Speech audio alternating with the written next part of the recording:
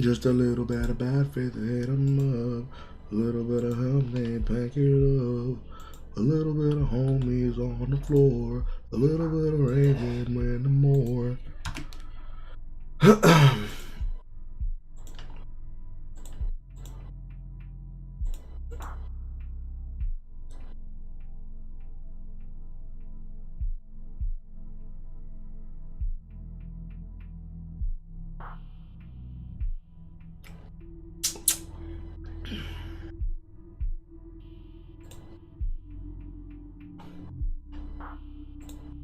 Okay, this connection should be up now. You've been having a hard day, horror. Just bored out of your mind. You've been having. No, Pascal. I'll be the one to console her.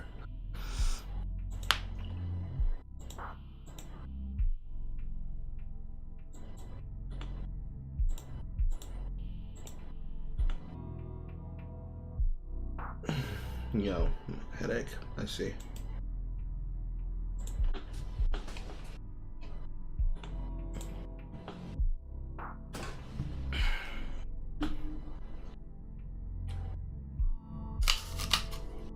Well, I gotta do what I gotta do.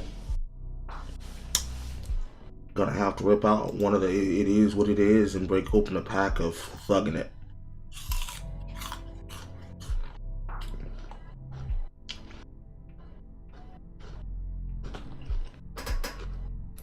I don't think I need to go over glitch poachers because we've covered more than enough Apocalypse. I'd end up listening more to this person. I just specifically hear his reactions to it. And that's not necessary. So let's instead do something I haven't done in a while. And just rip into some dog shit. Hello, Lady Mennonite.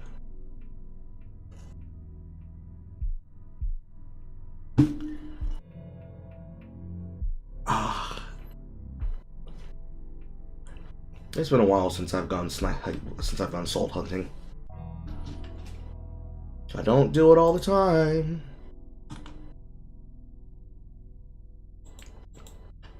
There's this. Alright.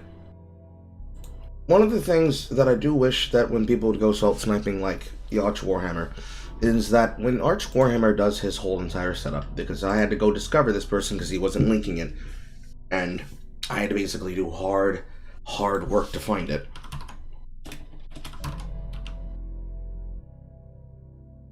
Archcast. Faster. When I had to go looking for it,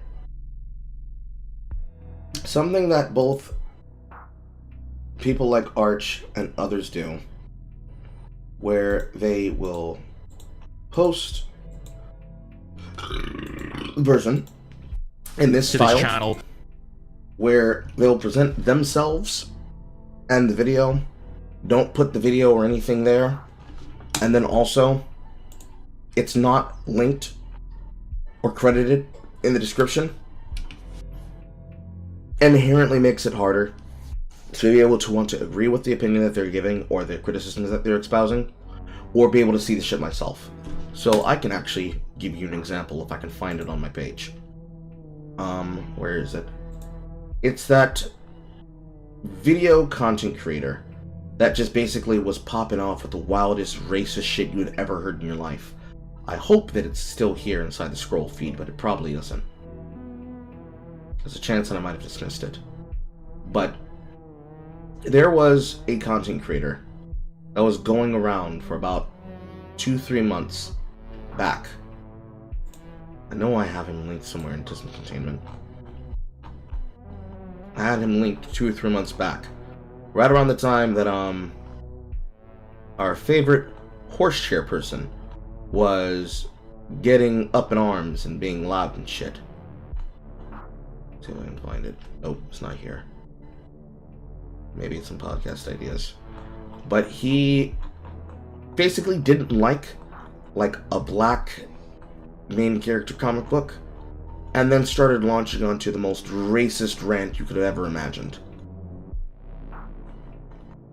I should have copied it down.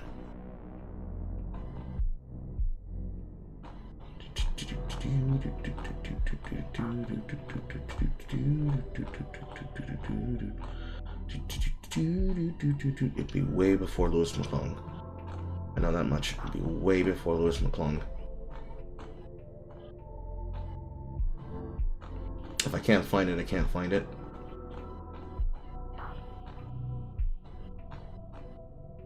And then there's that. And then there was Dark Viper. And then the Game Awards. Then the horse. Nope, can't find it. Unfortunate. Anyways. Some weird nerd. Multiple people were reacting to him. But not a single person would link the fucking channel name. Is basically the point I'm trying to get across. They would put the content on the screen. They would bring attention to the person, but they would not show the content that they're reacting to. They wouldn't show the original source. To this channel. And it made it, and makes it really hard to give a shit about whatever they're saying, because it is reminiscent of like early year 2014, 2017 YouTube. Where usually it's not so much that you're removing the context, it's just that here's the person, here's the video in context, and if you need to be able to find it, or the particular clip in question, you could probably be able to find it, but the person would take it down because they're getting exposed. Because everybody had the wherewithal to link it, and they just didn't link the shit. As is the case here. So, I had to go find this person.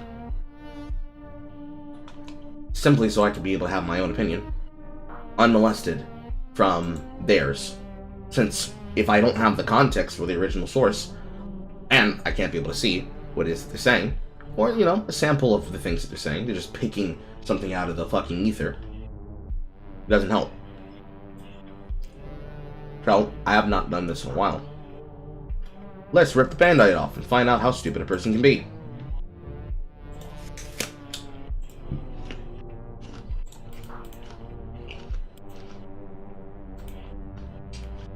There's this. The fucking video just doesn't want to play until I fucking force it to.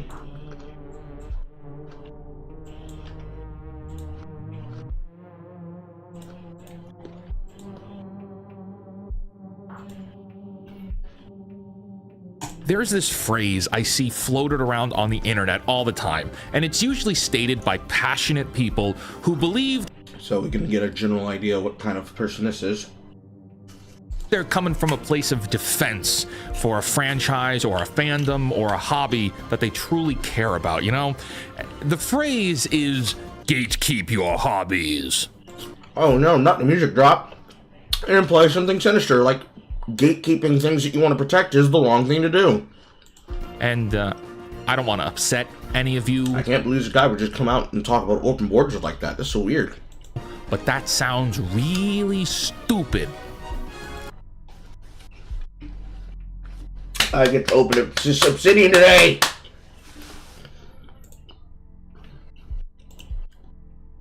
Recursively, obviously. For those unfamiliar with the idea, this is similar to when EA's Social was basically prognosticating about how stupid people must be because of their never-ending opinions about media and personas reflecting themselves. I need to drag this down a bit.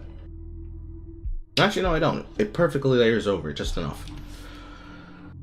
It's basically this and EA's Social at the same time. Especially when it comes to projecting yourself into the work. When you get to the point where you need to insert yourself and your talking points into the worldview, you create a pseudo-reflection that does not show what the real opinion of people who are in the thing is. Instead, reflects what they want you to believe that it should be. This is obviously just you attacking simulacrums. And then, of course, obviously, gatekeeping your hobby requires that you need to be able to know how to properly speak on it. It's the bubble. Welcome back, the bubble. Do things incorrectly and alienate your audience, and you will be the X in the circle because you will have cut off everybody else from you.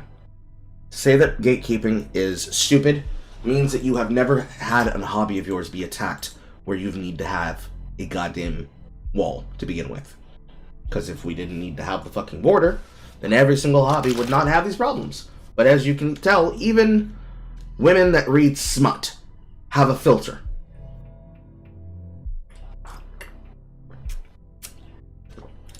You're not about to tell transgenders that they're not allowed to have a wall and that gatekeeping people would be stupid. But of course, in general, not specifically, but in general, those that identify as some type of gender that is not male, female, from the gender heteronormative standard, you're not about to tell them that they would not be right for wanting to protect themselves with a gate, or with purity testing, or with understanding the mindset of those in whom which they interact in, assuming that they're not the dominant culture in the thing that they're trying to protect. It gets nebulous, but obviously most of you know what I'm talking about. Moving forward. Okay, let's talk about it. Welcome to The Pondering. I am the real-life fake wizard. So the channel's name is Real Life Fake Wizard, but this is a part of a series of videos called The Pondering. This is the first one I'm going to go through. I may choose 3 videos of his, just to keep shit moving. But let's activate the almonds, kids. This video brings you any value at all, I invite you to subscribe to this channel where we're posting new videos nearly every day in a time... Already starting up fresh! I love Mediacom. Mediacom's such a good company. Have some chat, boys. Has been infiltrated by the 5 people ruining entertainment: corporate managers, marketing professionals, influencers, journalists, and writers. Entertainment just doesn't feel the same anymore. Many beloved franchises have had their hearts kali-ma torn out of them and replaced by paint-by-numbers mediocrity. Sometimes this is rooted in political ideologies, sometimes it's rooted in malevolence towards the fans, and sometimes, and I'd like to believe this more often than not, it's rooted in absolute sheer incompetence. People are... Nice of you to have said that. Now, why did you say that and then say gatekeeping is stupid? If the gate had been held against them, then they would not have gotten control of that. By saying the gatekeeping is bad, you've somehow tried to control the conversation about how you should just let anybody walk the fuck in. Yet if they had custodians of their brands, then they wouldn't have had that problem. Are promoted to positions they never ever should have been promoted to. There is a lot of unqualified people getting work they're not ready for, but also a tremendous amount of failing upwards in the industry. You take a guy like James Mangold here. Now, Mangold did Logan, and that was pretty good. I have a deep disgust for the Fox X-Men films as a Marvel Comics X-Men fan, but overall Logan was good. And then he gets Indiana Jones Dial of Destiny, and it's a complete failure in every possible way imaginable. Financially, culturally, the branding was bad. Mangold even took to Twitter to argue with fans, which is never a good idea. And then, instead of recognizing this failure and someone saying, Mr. Mangold, you're done with legacy properties, go do the Bob Dylan movie instead where you're probably better suited, Lucasfilm hands him the origin film of the entire Star Wars Jedi mythos. Yeah. And then he basically says he's gonna do his own thing. Quote, I'm not that interested in being handcuffed by so much lore. Sure, the context is to explain why he's going like 50,000 years into the Star Wars past, but a statement like that makes me think you're gonna throw away more George Lucas canon. But, you know, that would mean that then the Jeds were right. You understand it, right? All people want to do is see the goddamn characters on the goddamn screen. You're telling them that not only are they wrong for wanting that, but actually, you shouldn't ever want to gatekeep anyone at all. If you ever gatekeep someone, that puts more on you than it does them. That's the retarded shit you opened up as the premise for your video. Gatekeeping doesn't just mean games. It means anything that a person could truly want to get behind. It can be as simple as the brand, but really it just comes down to anything that a person could be able to involve himself in. They choose to involve themselves in the media process. So, if Disney decided that they wanted to gatekeep bad people out of the business, and if they show a lack of desire of staying on topic, then you would not have the need to even worry about it. Because now it's not a question of fans gatekeeping, it's the companies.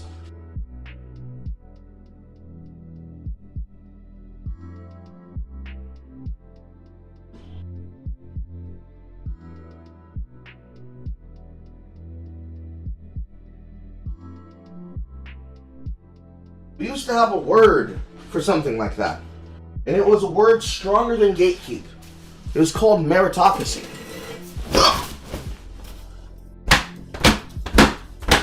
Meritocracy used to be the barrier which would prevent people from being able to fucking molest things.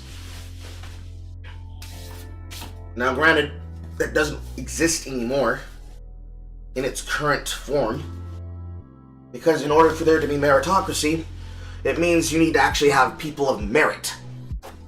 We have very few to almost none. And when you do find one, it's a monkey spot. Oh yeah, he'll respect the fan base, but surprise, he really hates black people. They'll respect trans people, but they really, really hate white women. These are just off the top of my head jokes. But I'll give you one that's actually relevant right now. Kingdom Come Deliverance 2. Hey guys, the game, it's good. It's a return to form. It's a true single-player RPG. But there's forced gayness! Or shit from the fucking Capcom show yesterday, which I will show you what was there. Because I could not show you while I was live, because I needed to isolate what was there on the fucking, on the screen. Hello, Boster. Hello, Bloodwolf. Where's my tweet? Because ironically, my tweet took off amongst the moots, and even with some people amongst the anti-Cole posters. Where is it? Where is it? Where is it? Where is it? Where is it? Where is it? There you are. So, when I was pausing on that timeline yesterday, while we were watching it on the premiere, this was what I was talking about, was inside of the chats for the Capcom presentation. A bunch of pride flags, a bunch of people spamming there's only male and only female, throwing up a pitchfork army, being angry, some gooners saying things like add armpit licking mechanics, then egg sniffing PC benchmarks, as well as a couple of people like trying to have a conversation, as well as people prognosticating and trying to push there to be an incident by spamming things like add Palestine to Monster Hunter while spamming Israel flags. And then the one that I was not comfortable with showing until I was able to isolate it, which was the words that I'm not going to repeat that are currently on the screen. Straight up kindergarten behavior. This is pretty much what's currently going on with the conversation of Monster Hunter Wilds and the greater conversation right now with Kingdom Come Deliverance 2. Now, the funny thing about that is, just as a small update to the Crystal Fastest Squad, Daniel Vavra has gotten the leaks. Multiple people have brought it to Daniel Vavra's attention about the leaks. It wasn't Smash JT specifically, but John De La Roz is currently getting his shit pushed in.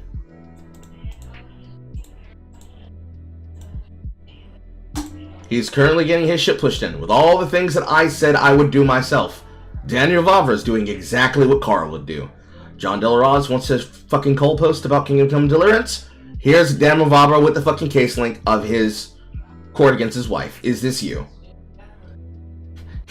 He brings up the Lucario Mewtwo alt furry war campaign shit from Comicsgate. Are those species gay? Brings up the Lucario butt posting, defender of Christian values against the appearance of evil homosexuals in games, sharing some spicy, furry, gay asses. These anti-woke warriors are even more funny than good old social justice ones. Did I just make a name for them? Can we call them AW2s? And then his original post on this. This character of a man is literally crying and whining for a month about one optional choice in a side quest in a 100+ hour game without even playing it. Imagine how insecure he must be about his own preferences. Meanwhile, everybody who actually played the game does not give a fuck. It's like how I said before, when there were people, and still are people, on both the timeline and my comments, and that were talking to me about it online, saying, but Carl, the transgender agenda, especially when it came to Monster Hunter. It's like, bro, I do not care.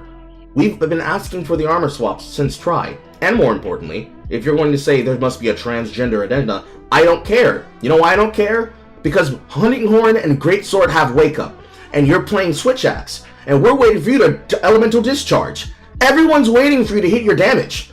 The fucking stun is waiting, and we're losing time. We're not going to be able to net him forever. There are bigger concerns. All of that is a form of gatekeeping.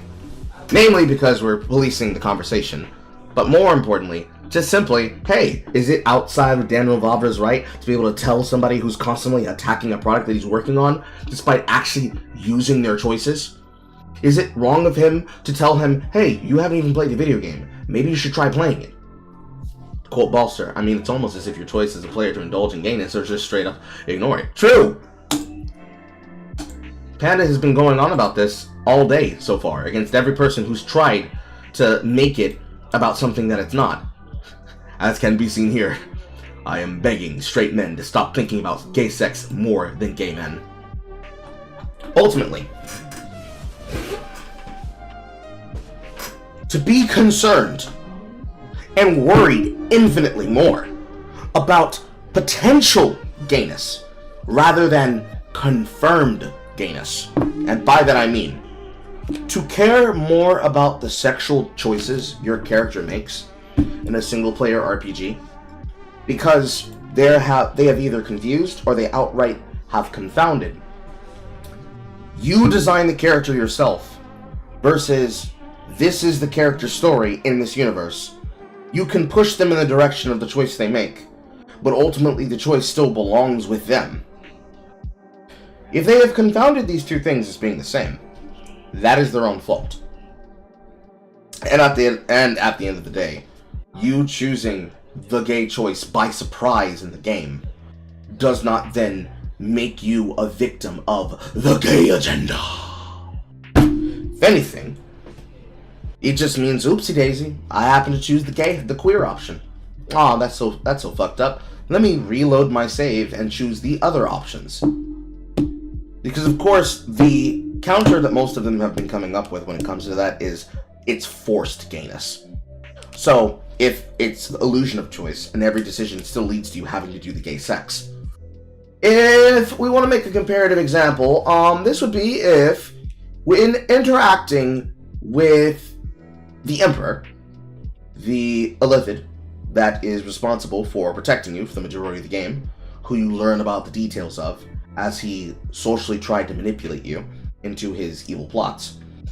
If it were hard-coded that you had to have gay sex with him, gay being that you had to have sex with the character whatsoever, you had to romance them, by receiving the achievement against your will, every discussion and dialogue option would lead you to the sex. You could not opt out of it. If it didn't have a narrative purpose, if it didn't have a character player punch purpose, if it didn't have a reaction purpose, then that would be an example of that. But ultimately, at the end of the day, you would then realize, oh wait, they're a villain, and they're trying to socially manipulate me into being on their side and doing what they want. Which would then give you the option where you side with him, you kill the Githyanki Prince, and by killing the prince, members of your party turn against you, especially if you happen to have people in your party that you want to keep alive, that may or may not be a romance partner like Lae'zel, or you refuse to kill the Githyanki Prince, he turns against you, and then goes to the absolute of their own free will. This would be the difference. Didn't require gatekeeping then. Monster Hunter is not bad though. Feel shame, Pip. We allow wrong opinions. and it's your choice not to play it. But let's not lie.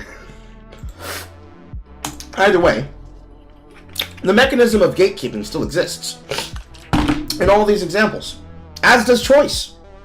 You can just choose not to do the thing. I digress. Because you can. And so we get stories like this every other month or so, but for every imaginable franchise that you could think of. Look, Netflix is doing a Narnia series of films with Greta Gerwig, and she said her inspiration is based in rock and roll. Now, I don't know, maybe if you're doing a C.S. Lewis adaptation, you read up on Christianity, because that's what Narnia was inspired by. Aslan the Lion is a Jesus Christ analogy, not Pink Floyd rock and roll. And so fans of these properties take to social media and call out all of the atrocities committed against the things they love.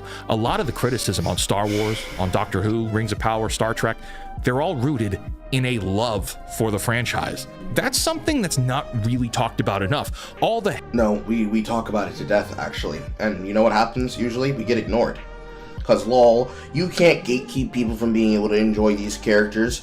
You can't tell them that they're wrong for the way that they choose to interact with the medium. But no, in fact, they are wrong. Because the way that they interact with it is extremely fucking dog shit. They value the wrong things. Quote, as much as a meme as it is, it remains true. They are enjoying my fucking products and my hobbies incorrectly. Any person can stand up on their feet and say it. With their chest even.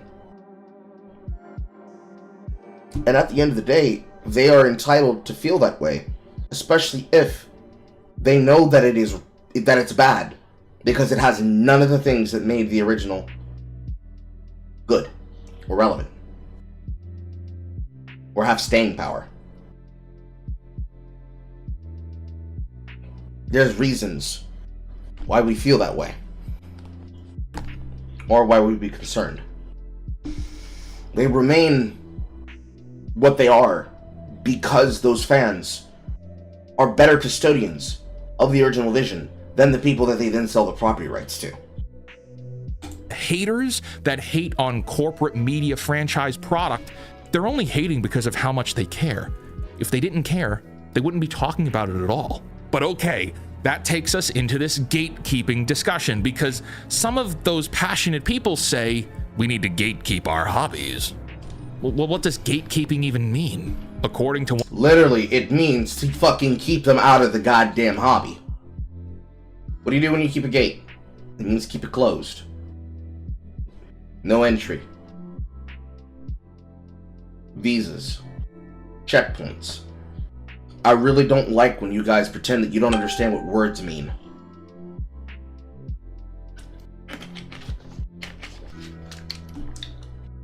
One of the many mental health websites, gatekeeping is defined as... Why am I going to a mental health website to understand what gatekeeping means? The fuck? Someone who takes it upon themselves to decide who does or does not have access or rights to a community or ideology.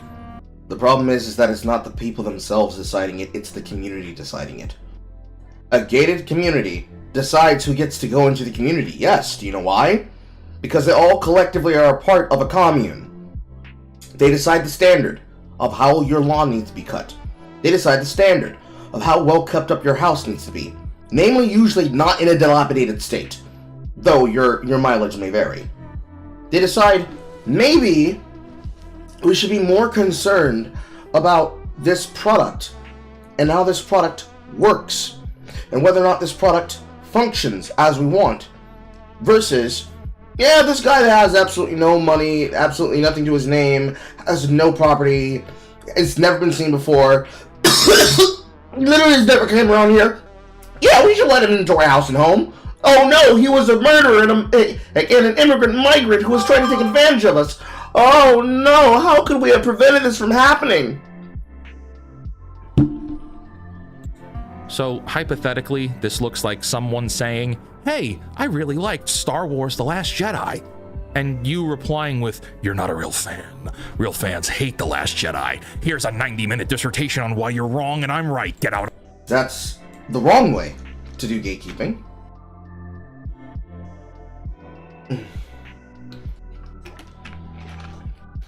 Because a person liking The Last Jedi, and you deciding to tell them that they can't be there because of them liking The Last Jedi, is not what it is. It's instead, this person won't say trans rights. So not only are we going to ban them permanently from being able to access any digital medium involving this project ever, because we control all the vectors into it, we're also going to create life ruination for this person. It's been done on both sides. No one's not guilty of gatekeeping. It's just a matter in which they've done it, in which they are doing so on the basis of meritocracy. So instead of having wishy-washy tentpole and goalpost moving standards, you instead have a consistent standard and a consistent measurement and the ability to say, this is what we're looking for, you do not meet it, but you could try to at another time. Versus what basically is Reddit. You didn't have the conjoined opinion of being harassatory towards the people who are involved, therefore you must be a Nazi chud. So we're going to socially harass you on social media. That's the example that you actually gave, sir. Also, I also agree with Cassidy. I don't care about a person having a particular headcanon for a thing. It's when they use their headcanon as a cudgel, the same way anybody could use anything as a cudgel, to then say that's the reason why you don't deserve to have the right to have an opinion. Now, of course, this is different than, say, a person talking about something that is extremely subjective about something that's lore-based, versus one of the examples, which I had created my thread as a response to, which came from my mutual Tina, watching people unironically work themselves into a goddamn frenzy. As you can read here,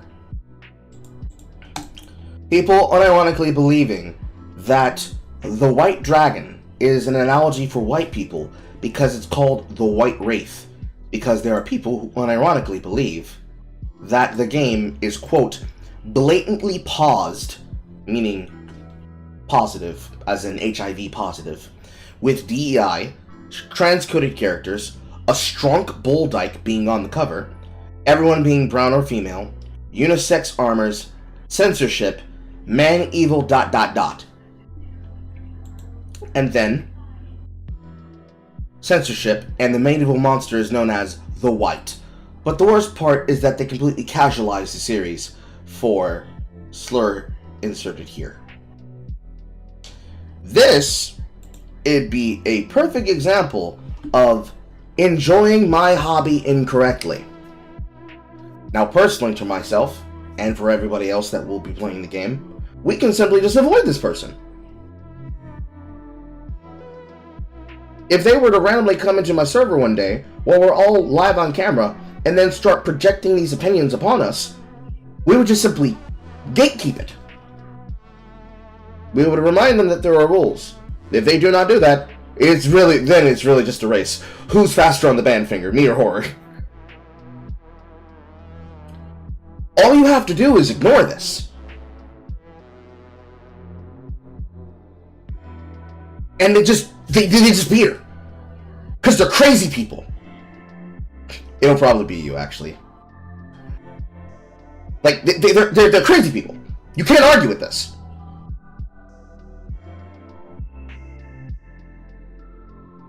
If this were then the opinion of every single person that played Monster Hunter, what would happen is that those that are rage baiting would create their own enclaves where they believe this as a standard, right? And what they would do is the same thing that you'd be doing to them. You want to play a video game because, nigga, the monster's waiting! The wake up is waiting! The monster is waiting. The creek is waiting. The release is waiting. Like, we're waiting for you to get up on wake up. I could care less about your bullshit about this creature.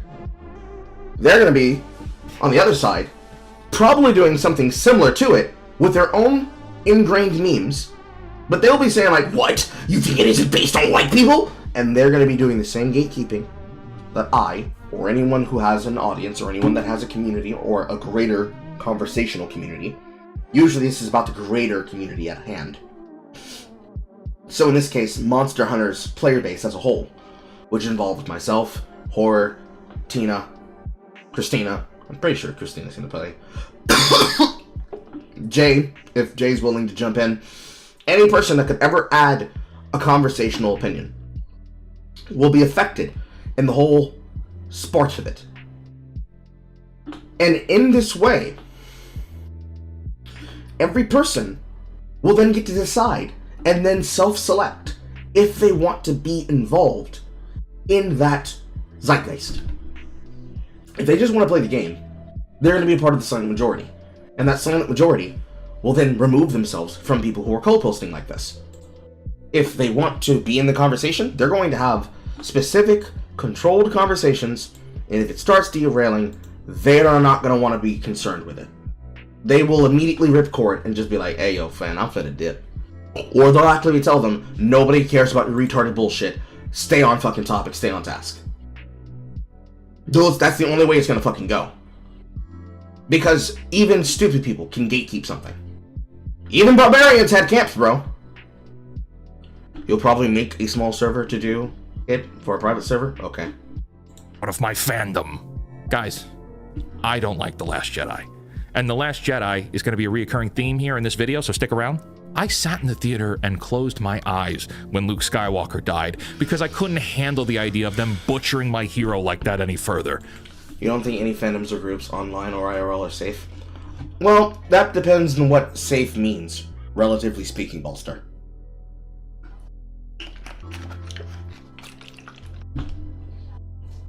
For example, if by safe we mean there is no risk that a person will have a crazy person try to dox them over their opinions online, I'd say relatively speaking most communities in that sense are safe, because they're only willing to do things that directly disincentivize and or benefit you.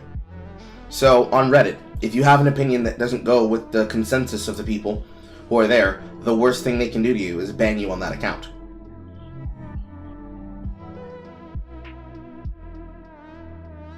Like, they don't have any real power in that sense.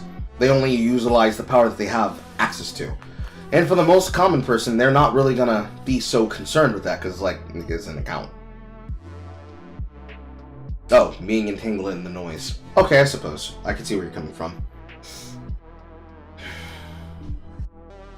I was heartbroken.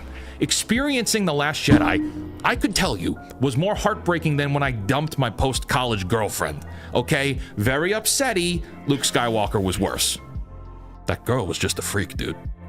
But okay, so gatekeeping is just another form of bullying? Is that it? Like bullying on behalf of your hobbies? No. Well, no. Bullying was not the word you'd use there. It'd probably be hazing, but hazing is usually used in a goal to actually bring people together. To bring them closer together so that they have, I guess, trauma bonding as a basis. If we're using if we're going to use the fraternity sorority standard of hazing, being able to ingrain and permanently instill the values which you want upheld within your closed loop, which requires people to try out and see if they can fit into said group, at least has a system of musculature rigidity that allows them to then self-select for those that they wish to bring in to the fold of said community. That's why fraternities and sororities are not things that you can just simply choose to claim. You need to first be inside of it.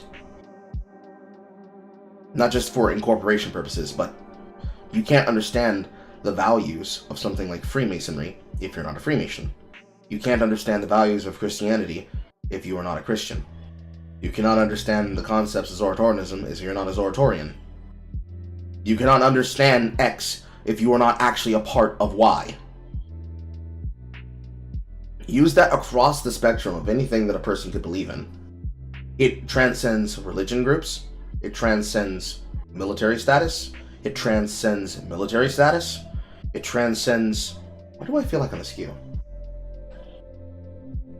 No, I'm not askew. I'm just sitting crooked in my chair. It transcends any status that is relevant to the musculature of X versus Y.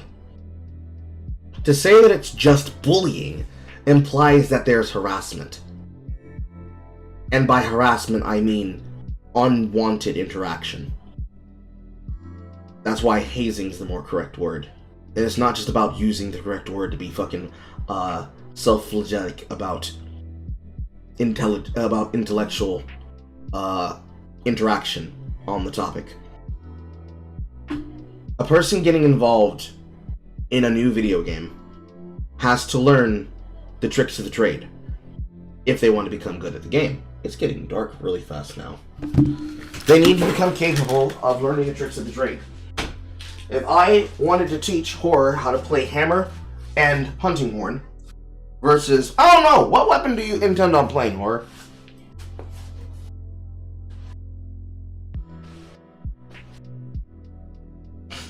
I need this information for the purposes of this discussion.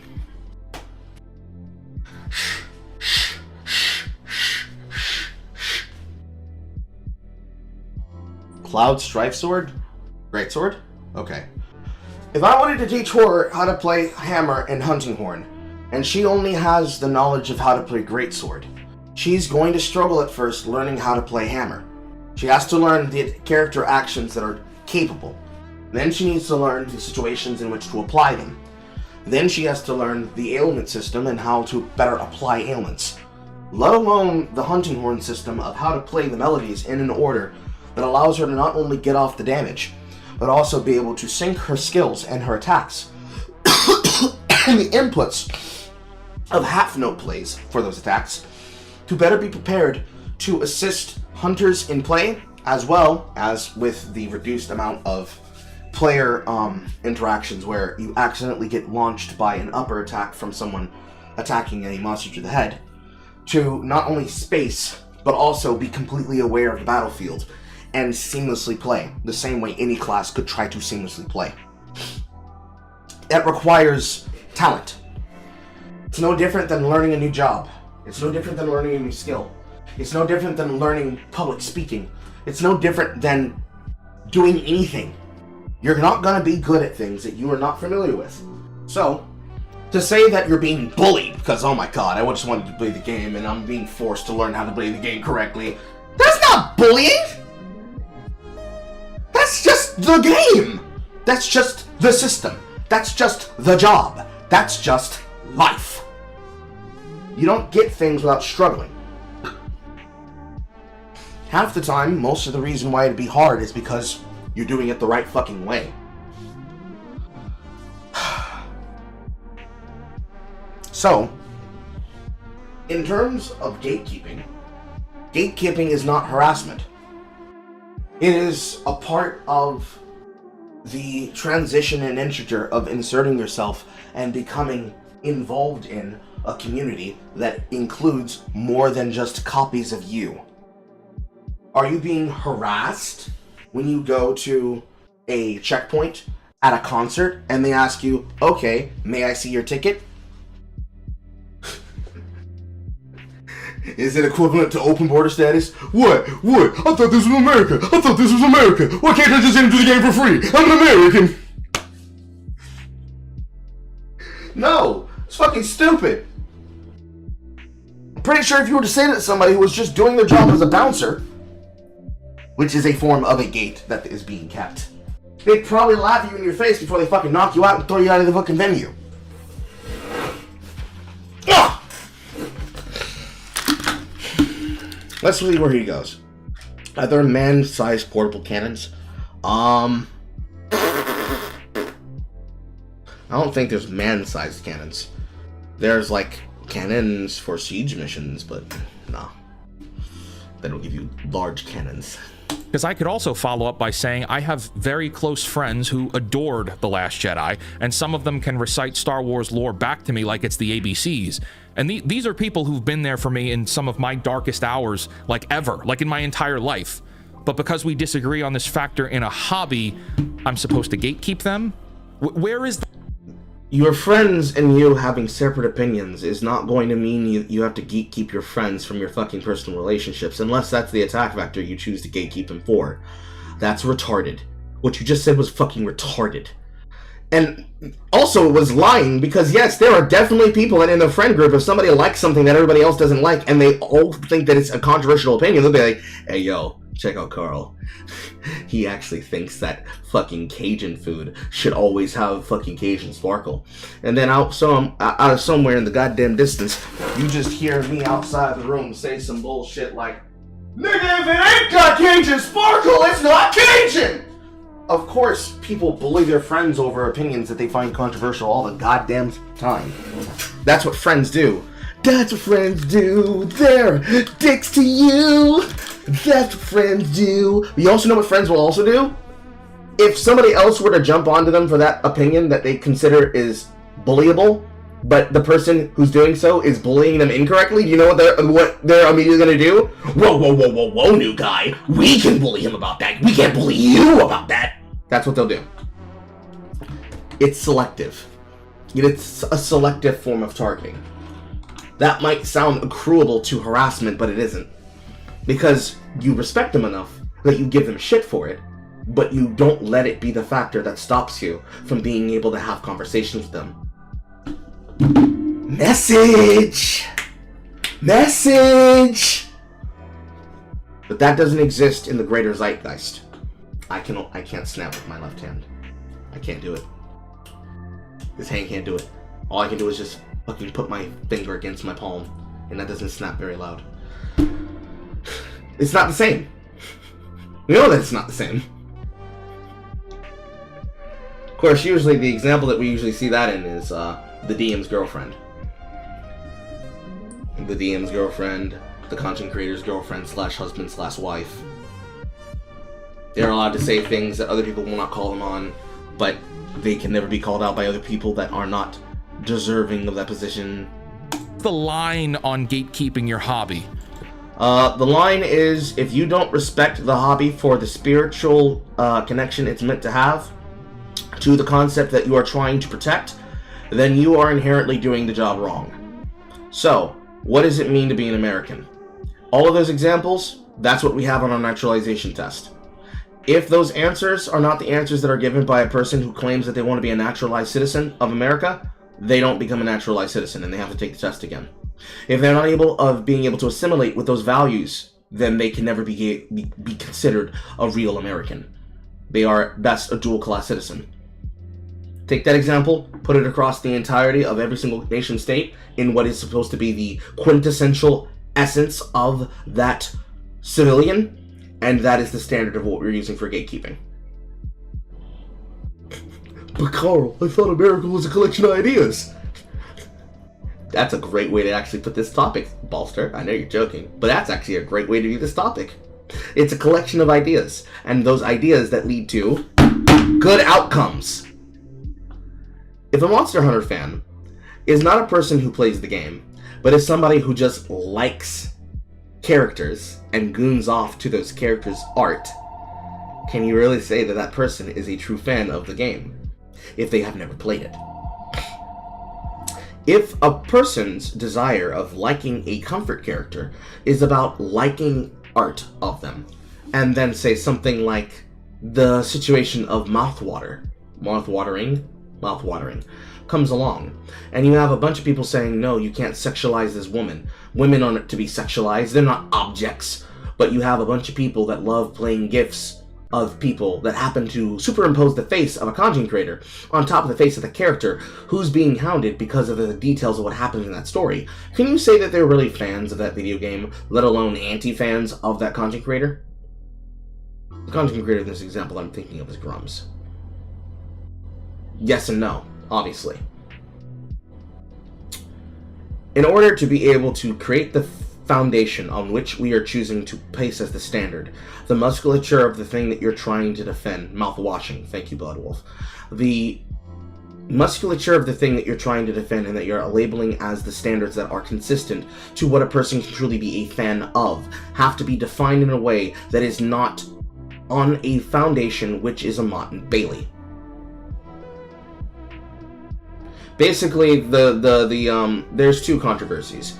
The first one is that there are people who did not like that a person chose to draw the female character who gets sexually assaulted by another male character in the story was being drawn as sexual, and they had a fucking shit fit about that. And then mouth washing itself. The creator and developer of the game didn't like that people were enjoying his art, ironically enough, incorrectly in the standard that they wanted to. So they basically tried to gatekeep people from being involved in it, the same way that the creators of Caves of Quid tried to years before, when Seth gave them a shout out. Vis-a-vis, the wrong people are enjoying my video game, so I have to gatekeep them away because I don't want chuds involved.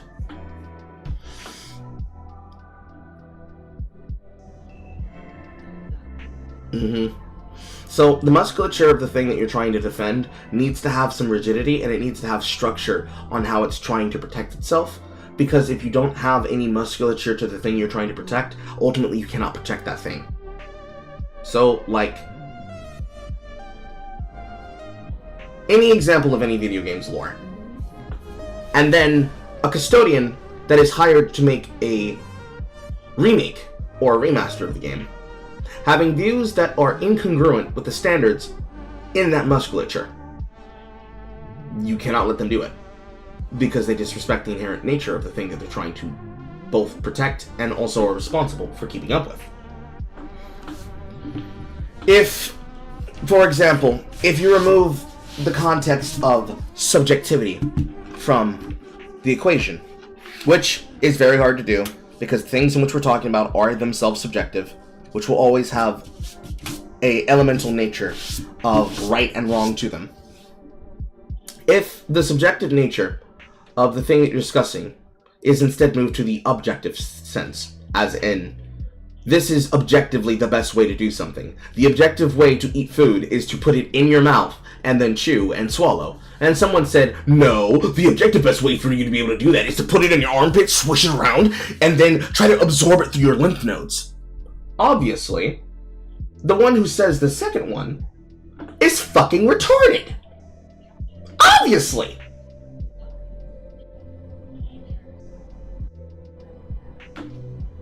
If it doesn't follow the musculature of something that can follow consistency and logic, and is not based in the troll nature of attempting to use a Mott and Bailey to troll people for attention, and thus control the conversation with outrage marketing, you just simply have that as the standard. And then from there, meritocracy takes into play.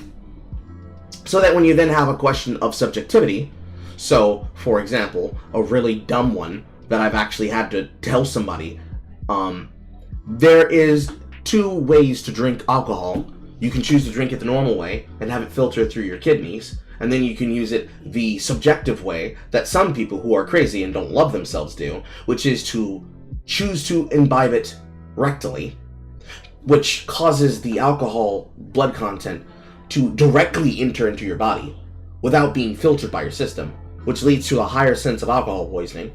But for those that choose to practice this, especially in places where they shouldn't, they choose to do so because it gives them a higher buzz at the risk of killing themselves from blood alcohol poisoning. You can then be able to sit down and have a philosophical argument, but at the end of the day, you know that you're not going to invite that person to a keg. You know what I mean? Yes, that is the correct reaction to have, Buster. Basically, if you were to imbibe a liquid rectally, if anything was injected into your body through any means that didn't have to be regulated through your bloodstream, like through the rectum, if you imbibed something alcoholic, all of the alcohol will go straight to your blood content because it's not being filtered by your kidneys or your liver or your pancreas. So the sugars, the alcohol, anything that's not blood soluble or water soluble does not move to your bile ducts. Doesn't move to any of the places that it needs to be filtered. And there are people who do this because that is a faster way for them to get drunk. Now, of course, usually the things that they do that with is with beer. I don't want to discuss to you any more than I have to for the purpose of just explaining what I'm saying. But if, for example, yes, that's why a lot of medicines can come in a suppository form. So, if, for example, if we're talking about 2 dudes in a fraternity, they're talking about their favorite IPAs, and then some guy was like, bro, Skeleton Crew IPA is the best IPA I've ever had, bro. You've got to get that shit. It's only $20 for fucking 5 kegs, bro. Like, yeah, but have you tried it rectally? bro, that shit will kill you. No, bro, it's a better high. It's a better high. You can have a philosophical and intellectual conversation about the nature of how you should imbibe this alcohol versus should a child drink alcohol and should they do so rectally? Obviously, a person who does that should be gatekept from something that involves any kind of health or caretaking of children, let alone normal human beings. Because at that point, it's about what you choose to get involved in. So, to get on to something different, if we're talking area-based cuisine, the literal best ways that you should do barbecue, the 4 main ways that barbecue is done, at least in terms of North America. If you were to have a person have a objective opinion about the 4 best means of barbecue and where they came from, you could not be able to allow that person to have access to cooking awards if they try to argue that something like Memphis barbecue is trash. Automatically, you just throw them out of your fucking building. They don't know what the fuck they're talking about. Or, an even better example of being able to gatekeep those that should not be involved with barbecue. If you show them the mop technique, I'm not talking about a mop that's being used for washing the floors and it's being fucking basted in fucking sauce. I mean, you've got a whole 5-wide grill in front of you. You're cooking ribs over thousands and thousands of dollars in pounds an hour. The fastest and most effective way that you could be able to spread all that sauce, have a sauce bucket, get a mop head, clean mop head, saturate it in the sauce, dab that shit on the goddamn meat. Not only is it an efficient method of speed cooking, but if a person sits there and they're like, ew, you're using a mop head on the sauce, you know you can be able to completely ignore their opinion. Because their opinion is garbage. They don't know what the fuck they're talking about because they don't even recognize what they're looking at. Enter it so I can explain that to you with visual example. Barbecue sauce mop head.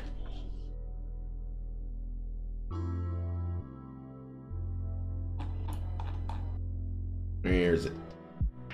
Where is it? Where is it? Where is that viral video? Here it is. Comment. Okay. So, this right here is what I'm talking about.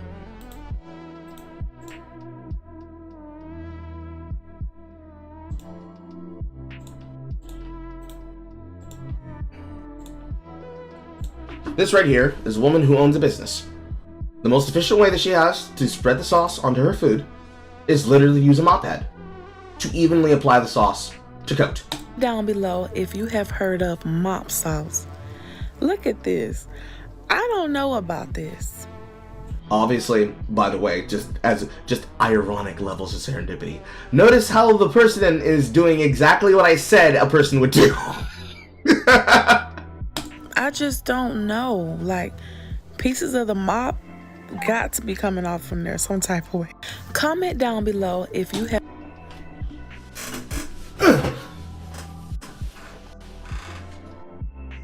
Like, there's an entire viewpoint about how you can go about the fucking topic, obviously. But for the point of what I'm explaining to you, those are the standards. That's the barometer, right? That's the barometer. So when he says, how do you even define how to gatekeep?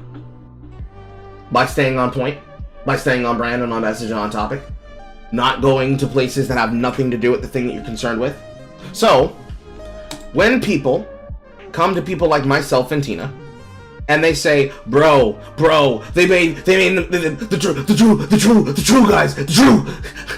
You can't let the tunes. Oh, tunes will probably be a better way to use that. We can't let the tunes take over. If they say that shit, we know that they're not here. They're not for here. They're not long for this world. They're permanently cooked, which is exactly what I said on that tweet. That's the standard that you use for gatekeeping. Because if you don't want to be fucking hobbled by individuals who act like this, you just simply fucking talk about what the shit that you're fucking concerned with. Because I'm not concerned with this dog shit that they're on. Who's the paragon of virtue to tell us what must be gate kept? Pause.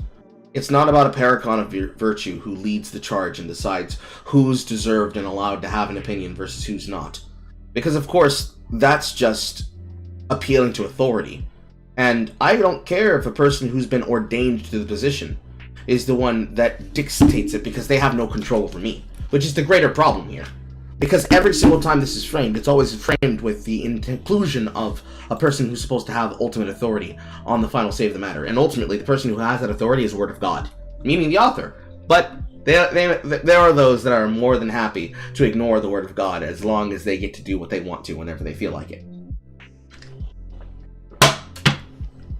This has long been a position of the left, to just basically ignore Word of God until they bully them into going with their side. Then it's a question of, well, this is what the author said, so I guess you're against the author.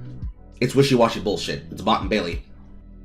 You don't need to have a de facto devout custodian in that sense, if what we're talking about is the gaming space. If we're talking about a franchise, if we're talking about the people who are creating the things in that franchise, making them the way that was either the intention of the original author, who owns the copyright and thus created the work, therefore they know the most about the goddamn world that they fucking built. Or people who are interpreting the works of said person, like, say, the Tolkien family, who's long since sold out to make money. Just in terms of the people who are responsible as the custodians of the estate. That would be a good example. Unfortunately, that's what he's referring to. The term gatekeep your hobbies is flawed because there are no boundaries on what gatekeeping actually is. Yes, there is. There always has been. It's a question of how far it can go. There has always been standards on what gatekeeping can do. It's just a question of how far it can go. How far should you gatekeep people out of your community? Is the question you're asking. Should I gatekeep a person out of my community to the point that they aren't able to live there? Because all you're doing then is just saying, hey, we don't want you to live here. You have to come back when it is time for you to try again for your application to decide if you can be able to move into our gated community. Does that mean you should then tell them, not only do we think that you're not worthy for living in our community, we don't think you're worthy of living in our state. So we're going to evict you from our state. You're being sent somewhere else entirely. No, that is more than likely not the case example that you know that they're saying. Not only because that's not going to happen, at least in America. They might do that shit in the EU. I'm pretty sure they actually do that shit in the EU. But you're not going to see people pushing for that standard. But you know who does? The left. Especially right now. They are howling upset. They're mad that they don't have vehicles of power anymore. Or rather, they're losing vehicles of power. And they're trying to refortify in ways where they can control the conversation as well as the attention factor. There is no chud in Boxy say. What it means, how one would do it. Therefore, it devolves into a form of being a dickhead and bullying to keep people out who share different ideas than you. Boo-hoo, both sides do this. Everyone's cringe. Both sides do this. Everyone's cringe. And if you've watched my channel at all, that ideology in and of itself is the antithesis of truth. That's not an ideology. That's people being assholes because they don't believe in a type of religion. There are those that will treat it like it's a religion, but people being assholes is not a religion.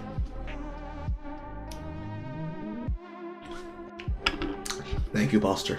We will see you in the future. Is friend, not He is food. friend shaped. On some shapes. We will see. We can catch you on the VOD. Because to seek truth is to ask questions and to be able to disagree with those who have differing opinions than you. Half agree. I believe that it's possible for you to be able to be inquisitive and ask questions.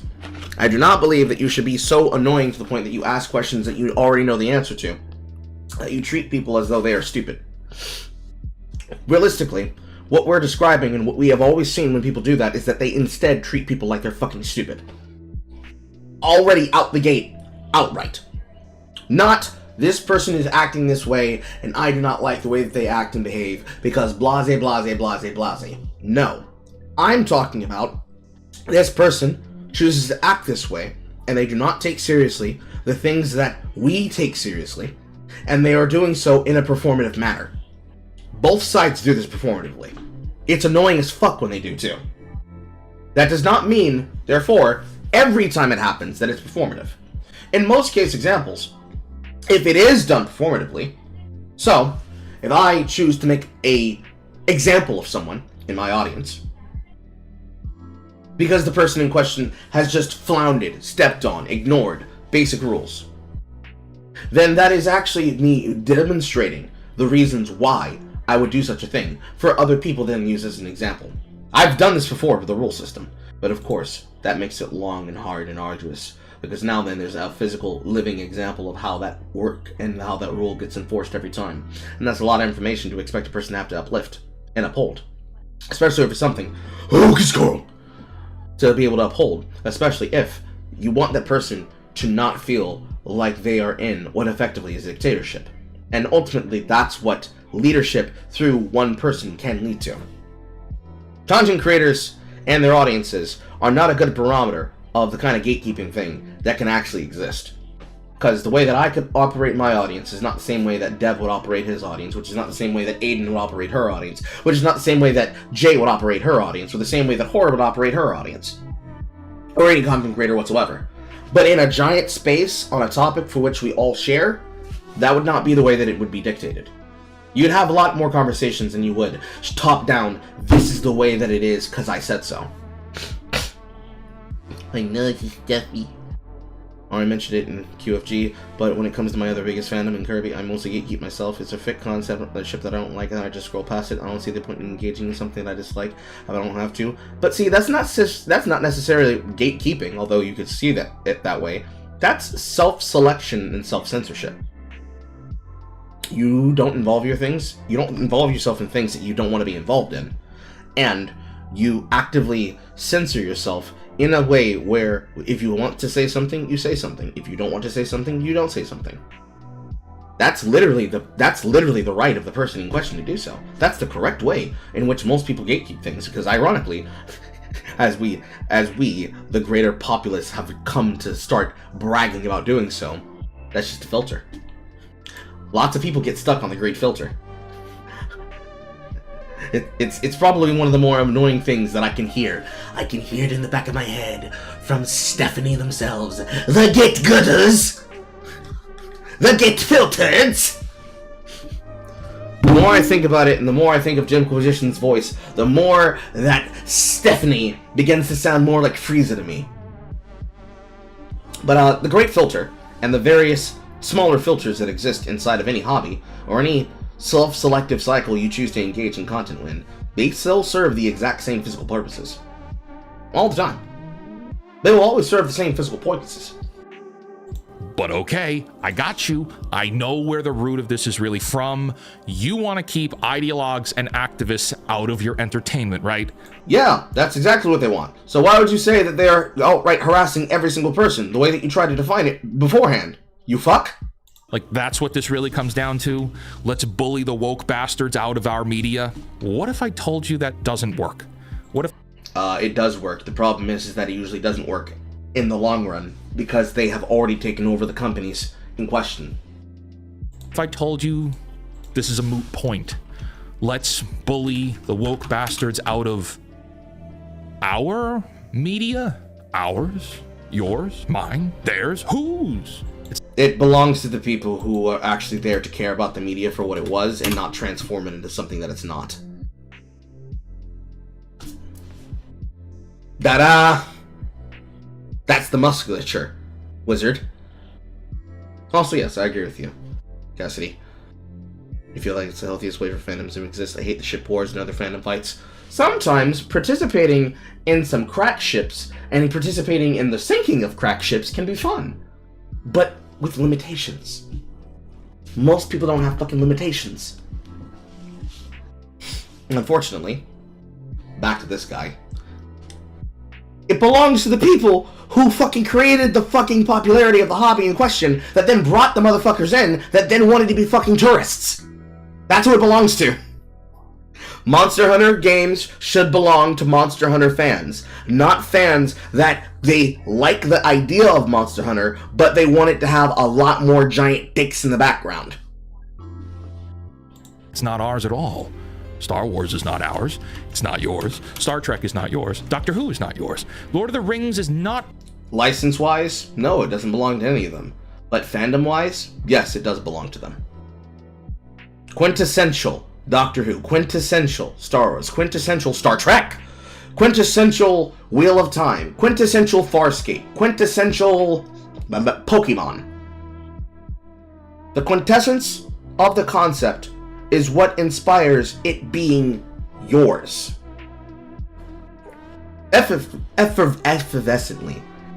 Effervescently, the evanescence of the concept applies to what you came to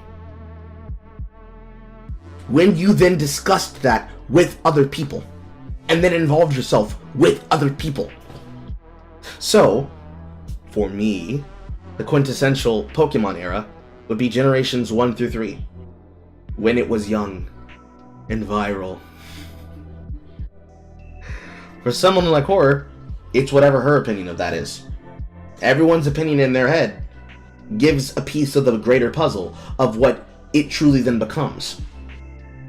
Rather than concern over hold items and their effects and whether or not they're busted or broken, it instead becomes the conjoined love of the thing. There would be more affection and love for the concept than hatred for the concept. Because if you have more people in a hobby who hate the hobby than love the hobby, to the point that they want to try and alter and change the hobby in a way that is incongruent with everybody else's love of the hobby, you're inherently dealing with people who are negative towards that space and that environment and that discussion.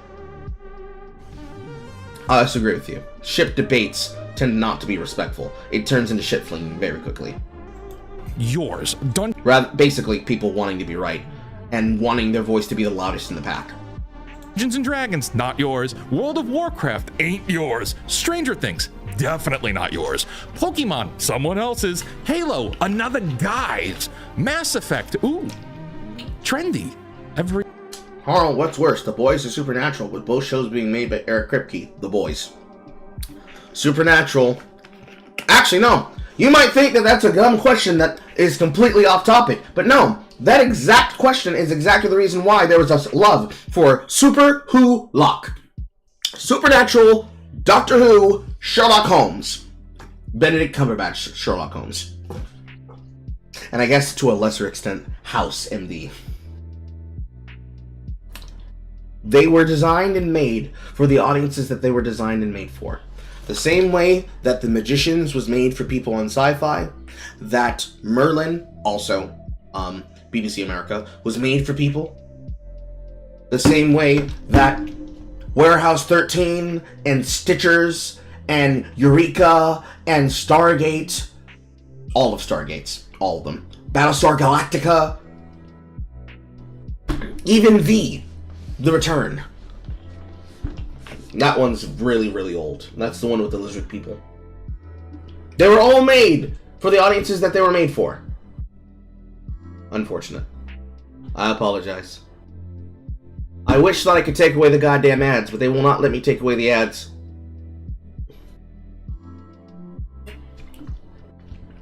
They were made for the market bases that they were made for. And in many cases, they worked as a great filter that actually filtered people towards the media that they wanted to consume. Because some were effectively they were the gateway. And as the gateway, if somebody gate kept them from it, if they hit the great filter and it's like, this isn't really my thing, that pushed them in the direction of something that they actually wanted to be in. That's how gatekeeping was supposed to work. It wasn't supposed to be, you can't enter here. It was literally, this can be for anybody, but it might not be for everybody. Every single hobby, franchise, fandom, character, and storyline you love from any of these mega franchises is not your... I also find it ironic that you're playing Vector to the Sky, Vector to the Heavens in the background of this. Because what? Are you going to say that Kingdom Hearts doesn't belong to anybody and isn't for everybody? too many people played that as a child for that to be effective. Kingdom Hearts is probably one of the best examples of what happens when you have a great filter and how everybody does not get stuck on that filter. Because there are a lot more fans of Kingdom Hearts now than you could say that there are fans of fucking Mass Effect. Simply because of how, well, I guess, conjoined everything is. Yours to claim. That's a very harsh reality that too many people can't accept. Luke Skywalker broke my heart. But there's nothing I can do to change that. Because Star Wars is not mine. We're sitting together in a sandbox. You, me, and Disney. We have fun making sandcastles. But when Disney kicks the castle down because he wants to throw a fit and because he's an entitled prick, guess what? There's nothing for you or I to do. It's his sandbox. We're at his house, and it's the summer of 1997, and people haven't figured out that sandboxes have carcinogens in them. So guess what? No more making mud for you. His mom is calling your mom to pick us up, and spontaneous lung cancer from all the silica in that sandbox. That's the real experience of being a loyal fan. Dedication to a cause where the person you're white knighting for doesn't know your name or care that you exist. Pause. That's not at all what that would be. Because to say that they don't care that you exist means that they wouldn't have a fucking hobby, let alone a goddamn franchise to be a custodian for, because ain't nobody buying shit. Isn't that not what's happening to Star Wars right now? They ignored the fans. They told them that their opinions don't matter. They treated them like dog shit. And now the Galaxy's Edge is closing. They have to reshuffle the brand and try and find a way to recover what they have to work with. They actively put themselves in a position where all of the merchandise is always being marked down. I literally saw this fucking merchandise for myself on the clearance rack at Star's store. Things that were supposed to be expensive as fuck alongside the Funko Pops for $20. 99 cents! Entire store branches, like Toys R Us, outright closed because you can't get people to buy fucking toys. Nigga, the world that you're asking for exists in the minds of those people that pay that shit. If they're not willing to buy it, it won't exist for long. We have watched it happen to too many franchises for you to be coping like that. That's crazy. And especially on the basis of Buffy. Buffy does not need to be rebooted. Buffy needs to stay where it is, in the fucking grave, so it can be remembered for what it was, and not what they will bastardize it to become under new marketing leadership to reflect the world that we live in today. That is the case for most franchises. They need to exist as an example of what was, so we can learn how to build back better, not revive them as some Frankensteinian franchise creature to try and monetize them for everything they're worth because, remember Star Wars? Remember Buffy? Remember Guardians of the Galaxy? Remember Fantastic Four? Because we're past the experiment. We're past the experiment. The member berries are poison! They're poison! And when you signed up for Disney Plus, you waived your right to sue them for the lung cancer they gave you. I didn't sign up for Disney Plus, so I get to criticize them with impunity. Good luck with chemo. Ooh, that was deep. The franchises and properties that you want to shield others out from are not yours to claim. But let's talk about those activists. Pause. Yes, they are. We don't own the direct franchise itself, but we own the memories that it came with. We own the experiences that it came with. See, it's weird how that's swinging back around again. We own the experience that it has. We may not be able to control the direction in which it goes. Early, now you're getting off topic. We may not be able to control the direction in which it goes. Where they decide they're going to sell, and Lucasfilms gets bought by Disney, and Disney decides they're going to go right when we should have gone left. But I know that the thing that it was when it was at its peak, which is basically the original and the prequels, the sequels are dog shit.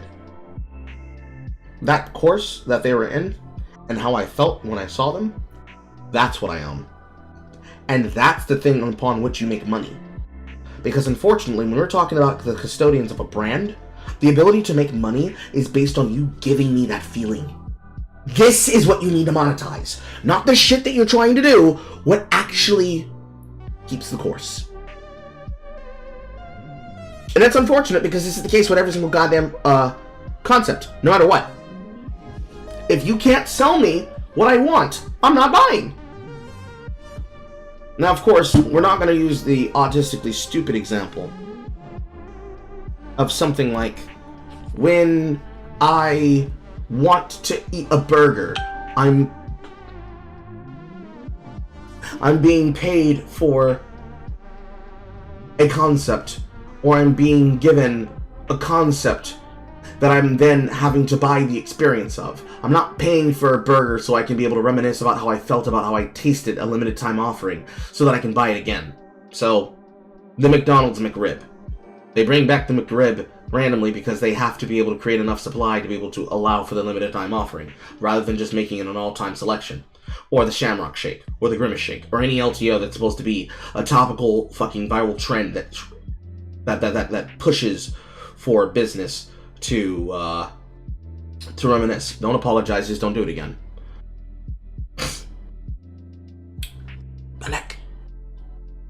It's instead about when I use my money, when I purchase my money, what do I feel when I'm told, hey, what do you want to eat? McDonald's or Burger King? I don't like Burger King.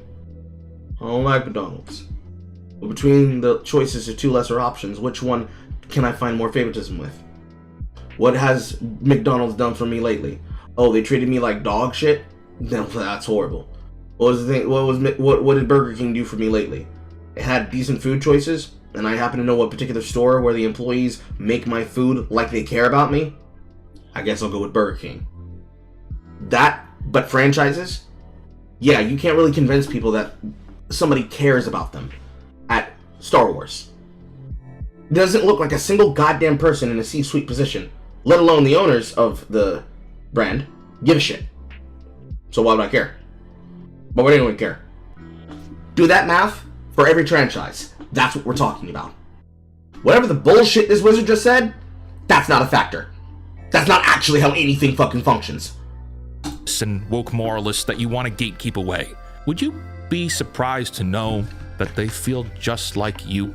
A few days ago, Of course they do, because everybody's gonna have their own fucking personality traits when it comes to this shit. And it's more about, and that does not mean that that's a negative thing. It actually means that that's the reason why you need to learn to coexist. You need to learn how to be able to have polite conversations, so that you don't push out people like Cassidy. Message? There should have been the most obvious fucking message, but you know. Civility is not the du jour when a influencer culture is based on attention economy.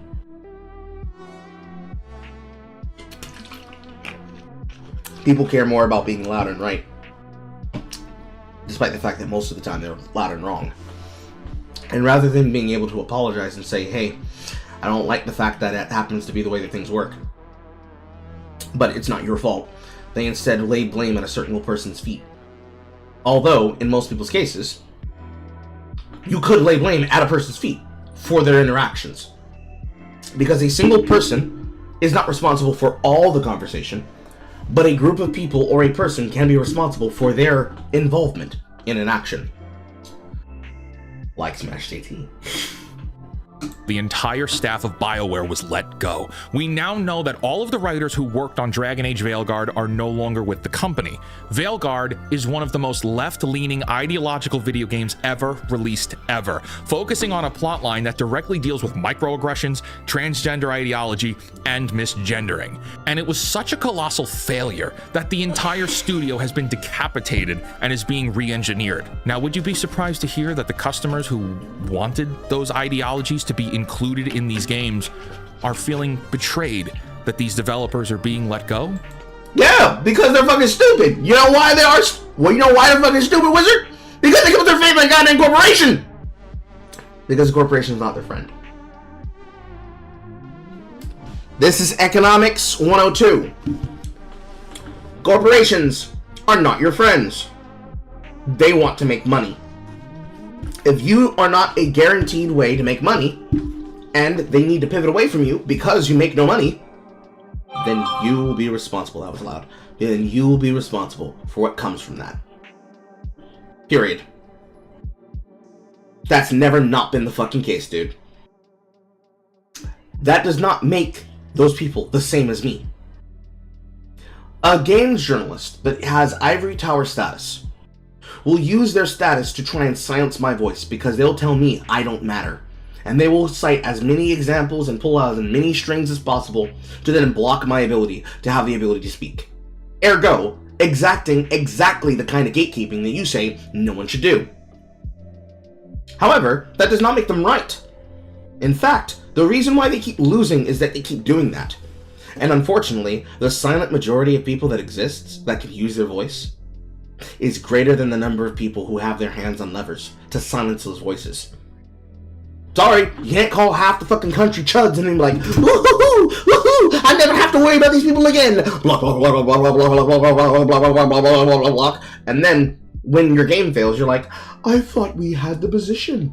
All I ever see is good opinions about my opinions. How could I have been wrong?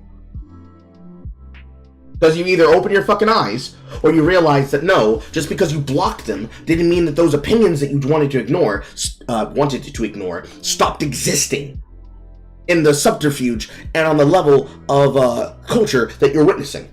Because they went a level down. You pushed them out of polite society, so they went a level down.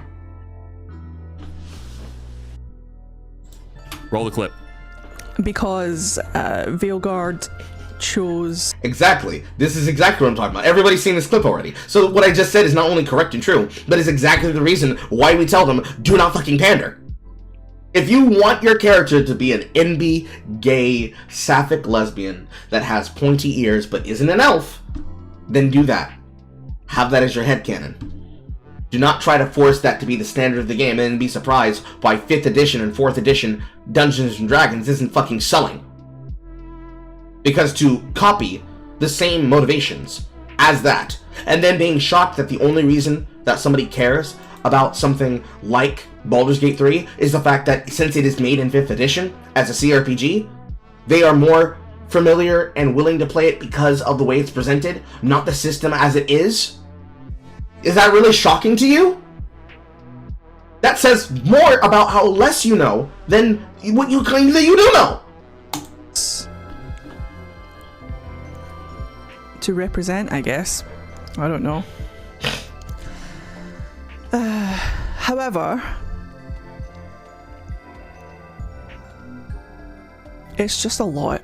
It's just a whole lot. Because now I'm in a position where I don't think BioWare is on my side. And that's...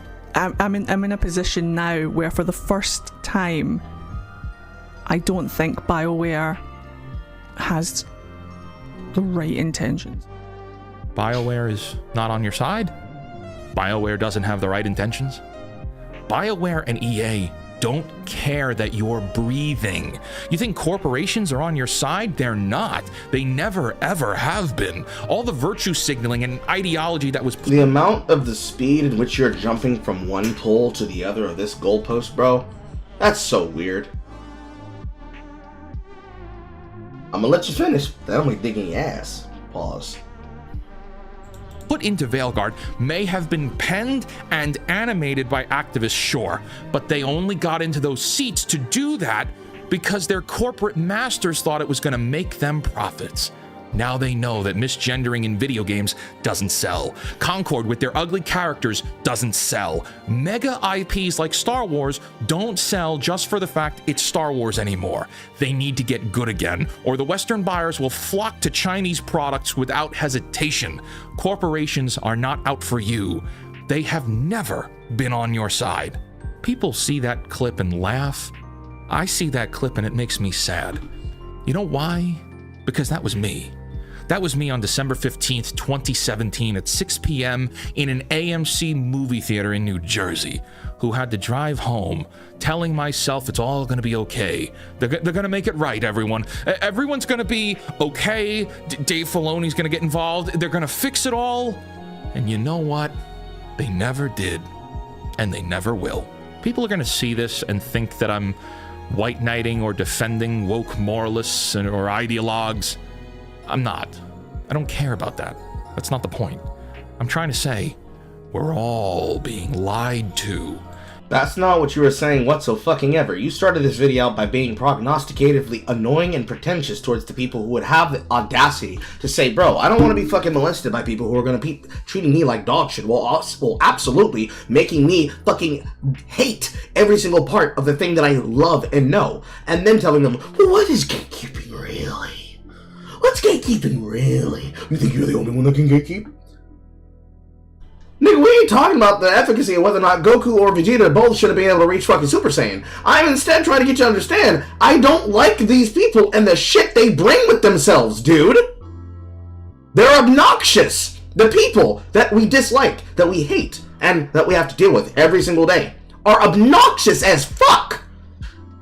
The attitudes they have, the conversations that they bring, the interjections that they bring into those conversations, the way that they cackle like hyenas because they are more self-flagellatoriously doing so performatively for themselves and others that think like them, rather than being able to at least assimilate enough, though that when they do it, people do not roll their eyes and be like, no, just ignore them, they're just a fucking hangover that nobody fucking wants.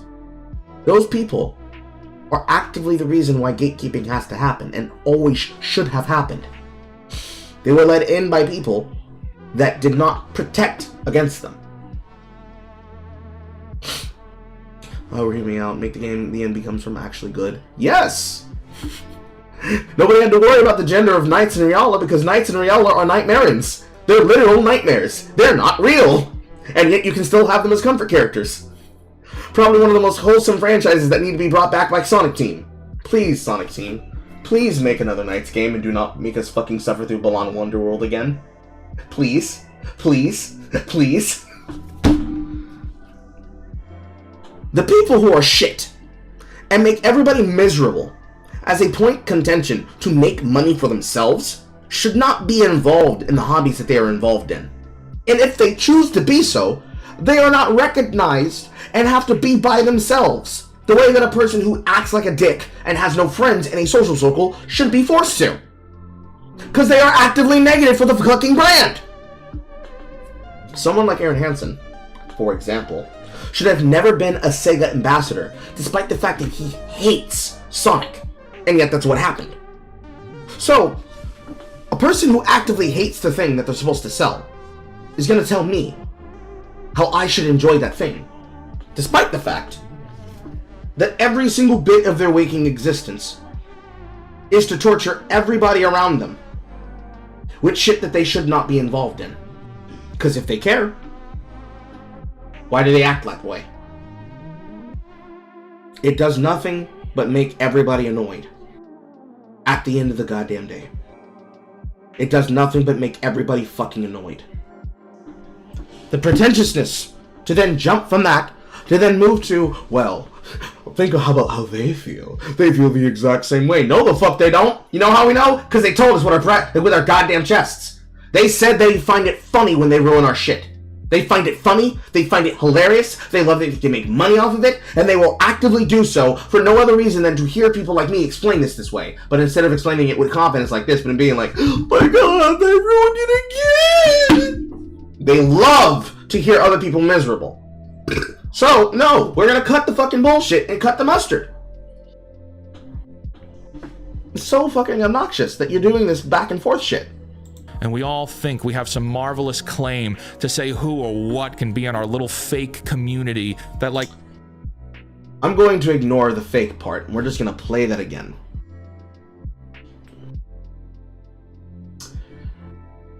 Start that sentence from the beginning. And think that I'm white knighting or defending woke moralists or ideologues. I'm not. I don't care about that. That's not the point. I'm trying to say we're all being lied to. and we all think we have some marvelous claim to say who or what can be in our little fake community that likes similar things. But if, and if is doing a lot of lifting in this sentence, if the people who chose to do this, were to ever behave anything close to what he is prognosticating, we would not be here in a culture war. Because yes, people are being lied to, but they're being lied to by the people that then benefit off of the chaos and the havoc that they then instill into the populace. A game journalist benefits not only off of making bullshit, non-controversy stories that don't exist and do not matter, they also benefit off of covering that trauma and that disgusting yellow journalism that they call news, while actively telling people like me that I will never write for a real industry and that I will never have a real audience, despite the fact that content creators like myself and others bigger than myself and even smaller than myself command such a loyal, dedicated fan base that they are more likely to get their news from me than they are from a fucking output like Kotaku or from a journalist like Liz Mercante. If it were about corporations lying to us, then motherfucker, I would be more than happy to bring along Elizabeth McConaughey and set her ass right the fuck on my desk, metaphorically speaking, and simply shooting the breeze, because I don't like the things that she likes, the things that she actually likes, not the things that she claims that she likes. But I could be able to stand arm in arm to deal with the problem, because then it is a case of enemy mind and then bygones being bygones. But it's not enough. It's never enough. Or ironically, for those that remember Snowboard Kids, not enough. It's never going to be enough. It's not enough just to be on the same side. It's not enough just to think there's a bigger issue and that we got bigger fish to fry. It's never enough. It'll never be enough. They're not happy with, and they are not satisfied with, and they are not concerned with. You like your thing, I like my thing, and never the two shall meet. It will only ever be enough if they have full hegemonic control. Because they want a cottage industry, or they don't have to do any work, and they can lie about people, they can lie about games, they can lie about companies, and they are given access for repeating those lies, uncritically, and no one checks them. Because if they check them, everything falls down. It's like basic levels of insider trading inside of stock markets and hedge funds.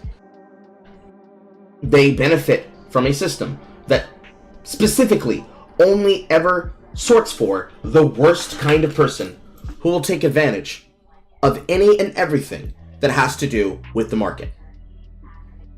It is pretentious, both of a intellectual conversation as well as pretentious of the actual musculature of any rigor to a debate or discussion, to think that it could ever just be as simple as bygones being bygones and then dealing with the corporations. Because the corporations do not make money off of peace and order. Because if they did, they wouldn't have started what they did, and they would have never pressed for it.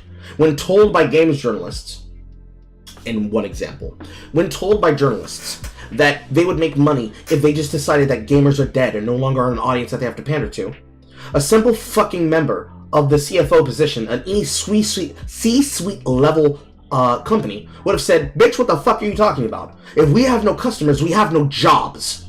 And they would have ignored them and stayed on the course. They had to be convinced into this position. Because a corporation is just a fucking entity. It is a non-existent, non-living being. But it's filled with living, breathing people. If you're telling me that a living, breathing company full of people that are so off the fucking reservation and so far from the mark cannot be able to tell what makes their customers happy, then that is a business that does not deserve to live. Period. And then we're talking about something that's based on passion marketing. I don't care if that company is a single business ran by Amy Hennig or 50 billion clones of Amy Hennig that are then working in hands with people like John Romero. If she can't sell me what I want, I don't want it. Period. If it gets to the point where there's a person who does not want what 50 billion Amy Hennigs in a nice, tasteful summer dress, accepting her rewards, would be able to produce, that's not my fucking problem! And I'm not going to conjoin with people who want the complete destruction of me and my way of life, or rather, in this case, me and my way of enjoyment, when they were more than happy to, when they believe themselves to be in an overlord strongman position, to advocate for the full destruction and censor of any person that didn't have power equated to theirs. Yes, John Romero, the guy from Doom. I was thinking of famous designers off the top of my head. But no one ever considers the fact that we have no true claim on those things. Yes, we do, because we, as the people who decide it, are the ones that make it quintessential. That's why a company like Grinding Gear Games exists, to make fucking Path of Exile 2, because Blizzard doesn't know what Diablo is anymore. Really, honestly, you could insert any game designer into the example I gave. So instead of Amy Hennig, you could have said Mark Kern.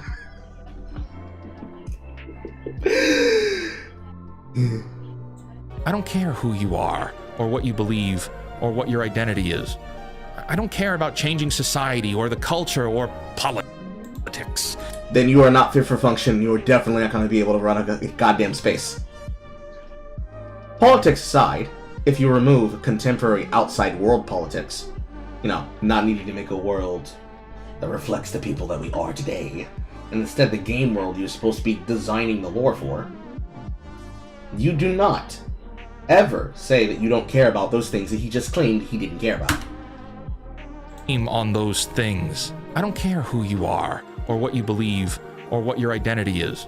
You should care about those things, but they are not the thing that you then use as the method of gatekeeping people out of the audience.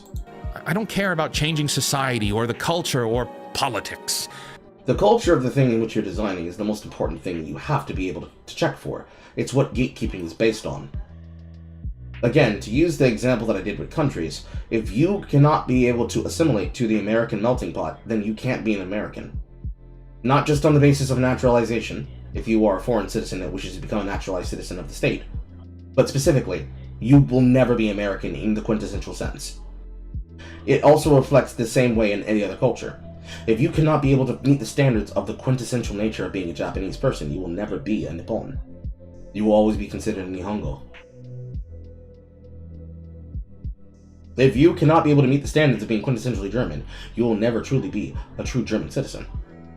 If you can't meet the standards of Muslim society, at least in those that are willing to live peacefully and coexist with Western imperialist values, especially the values that allow you to become capitalistic and corporistic in creating the breads and circuses that entertain our American populace, while also still having, the Sharia that abuses women in your society, then you can't be quintessentially Muslim.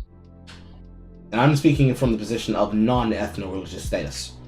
So, not the Wahhabi terrorists. Just normal guys. Just aloha snack bar. Not included. Just literally, alaikum salam, salami, eggs, and bacon. Normal salami, eggs, and bacon. If you cannot be able to live by the basic standards of salami, eggs, and bacon, before I get myself fucking fatwad, if you can't be able to live by the standards of basic salami, eggs, and bacon, then you cannot call yourself a bacon, salami, and eggs enjoyer.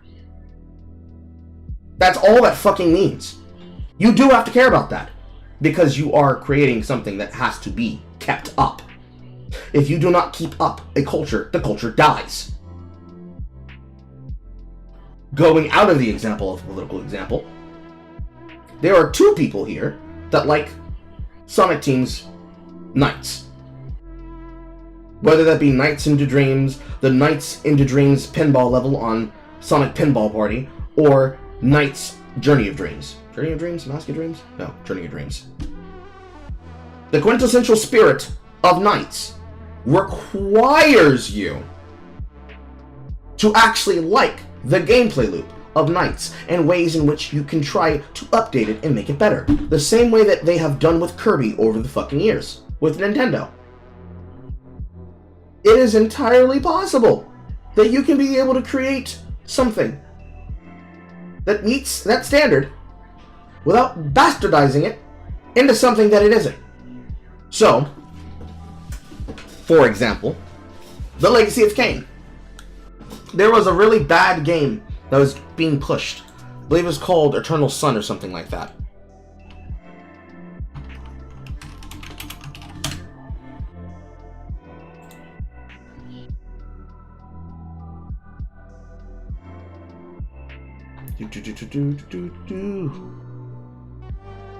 Okay, so there was a game called Nosgoth, which was announced and was shut down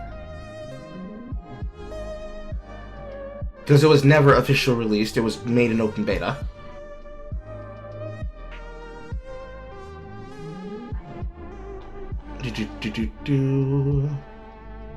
I'm trying to find the release of that other game, but I don't believe they have a copy of it here on Wikipedia, which is unfortunately.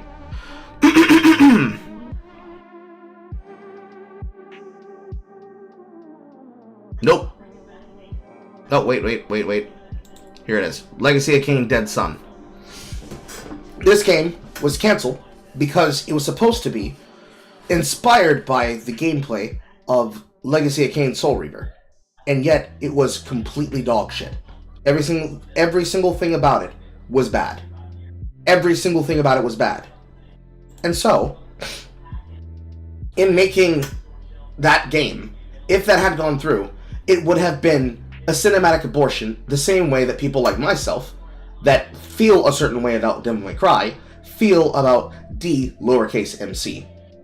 Because Devil May Cry, as it has been, from Devil May Cry 1 to Devil May Cry 5, and its various special editions with additional content and additional contextual scenes, is not Devil May Cry in the terms of what was made with that reboot spin-off series. A Knights and Kirby crossover would be fucking crazy, dude. Just having another Mario and Sonic at the Olympics version for the upcoming Olympics season would be great. Don't know if they'll ever do that. But man, you could not escape those during the Wii and Wii U era. Anyways. The way that people feel about D lowercase MC is the reason why there were a bunch of people that were rejecting what was put forward with the trailer for the Devil May Cry anime for Netflix. Anime. Adult animation. For Netflix. The same way people felt, and continue to feel, about Castlevania Nocturne, and any Castlevania installment that will be done on there, period. Because the viewpoint of the people who are running the product is extremely off topic from the things that what the fans want to see. And Adi Shankar is not listening to those people. He's doing what he wants. And what he wants to do is not what they want.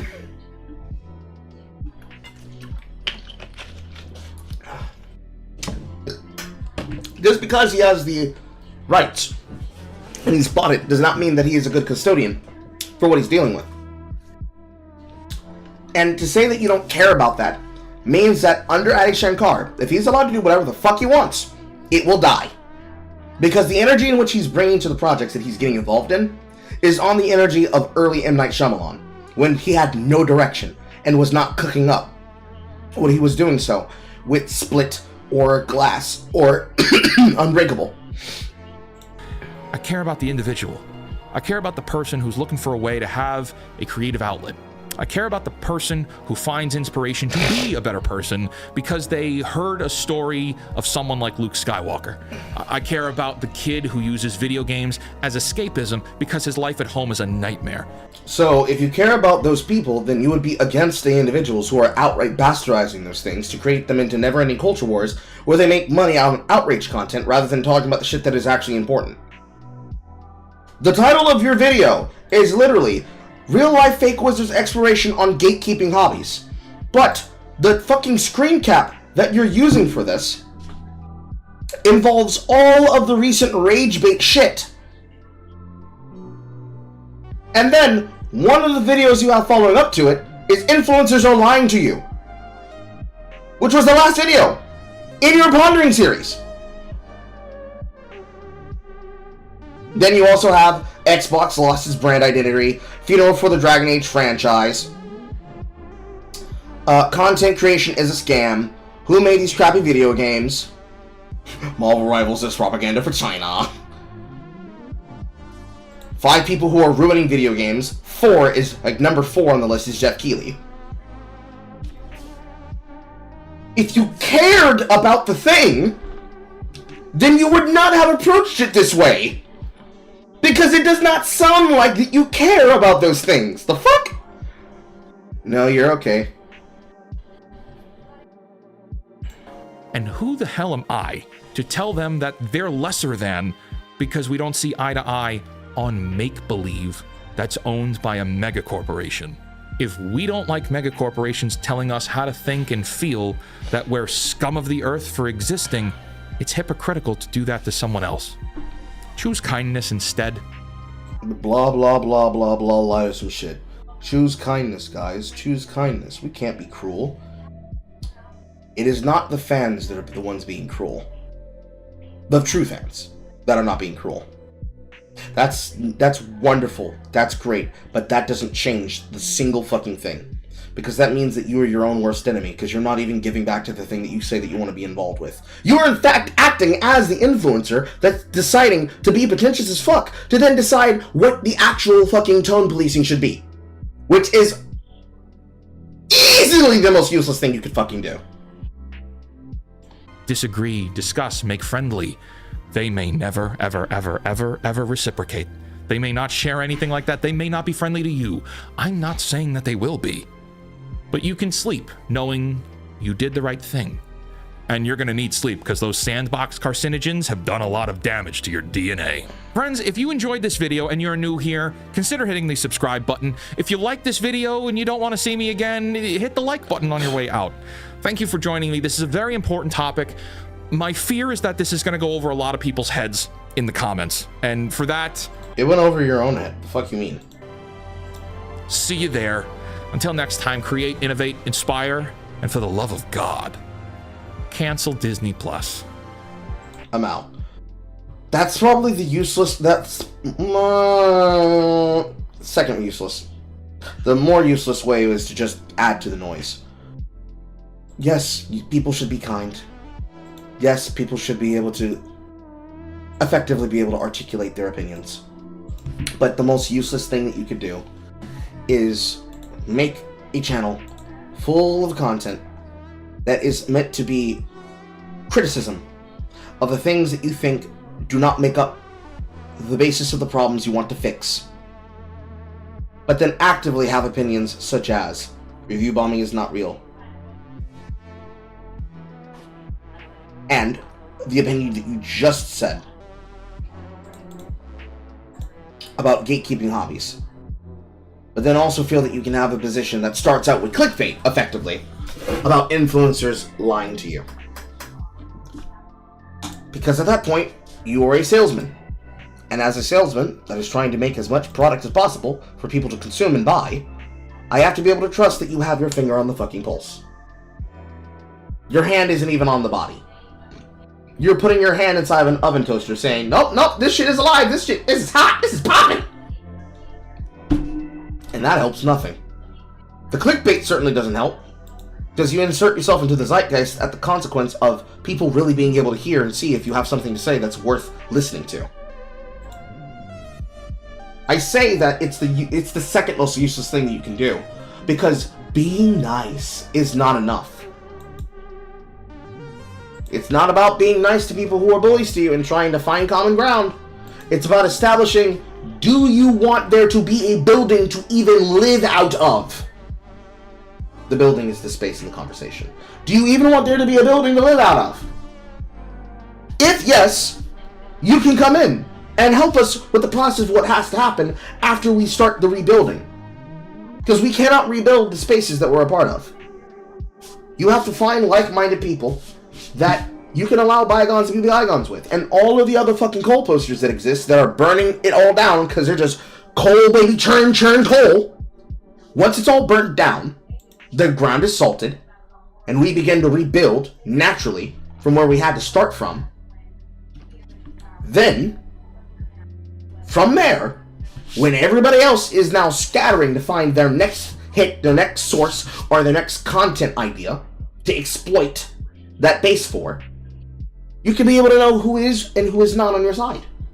Your side meaning having good intentions that do not destroy your own self-interest. So literally a community. If anything, it would be more of an arc. But you'd be thinking about it in the form of an arc. To navel gaze and say, you can't judge people, you can't push them out. No. I'm not only, no, I reject your premise, because you're off the fucking mark and off the target. No, your premise is wrong. I'm not trying to tell little Tim that he can't get his ass beat in a video game. I'm trying to tell little Tim, keep your opinions to your fucking self. Keep all hands, feet, elbows, and fingernails out of other people's faces. Don't start none, won't be none. Other than that, welcome aboard. The second that he does that, little Tim's getting booted off the airship. Same thing to Gertrude, same thing to Greta, same thing to Alyssa, same thing to the 17 different trans women who are all named Lilith. If you can't follow the general rules of the golden rule, then you can't fuck with it. You can't be with us. We will not allow you in. Period. On that standard, that's the gatekeeping that has to be done. If they decide, I don't even want to be inside your chat circle to begin with, or any other kind of derogatory term that they use as a borrow word to call you basically a sinner in their eyes and in their opinion, then the two things will not have to be an exchange. They will go to where they want to be, I will go where I will want to be, and then we'll see how many people have support at the end of the day. But I can almost promise you, in that Newfoundland, where everybody who doesn't want to be involved in the constant zeitgeist of the culture where it goes, you're going to see a lot more people saying, let us on the airship, and you're going to be hearing a lot of us saying and peppering them with fire arrows from above saying, no! We remember what you did! Because that's what we're at now. We remembered what you did, and we don't want to be in there anymore. It has no purpose for us. We hate it. We may not necessarily hate you, depending on who it is we're talking about, but we hate it. And we hate what the conversation has become. I want to change the channel. Click, click. Moving on. This next one is going to be very, very annoying. I see you on this fucking street. I'm going to mute the sound because the way that this video opens is extremely aggressive. However, I will let the picture be on camera, just for this opening bit. If I see you on this fucking street, I'm going to fucking expletive you and your dad. Do you understand? That's what it says.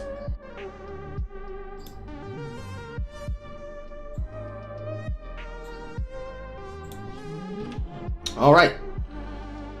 From one pretentious person to another pretentious person.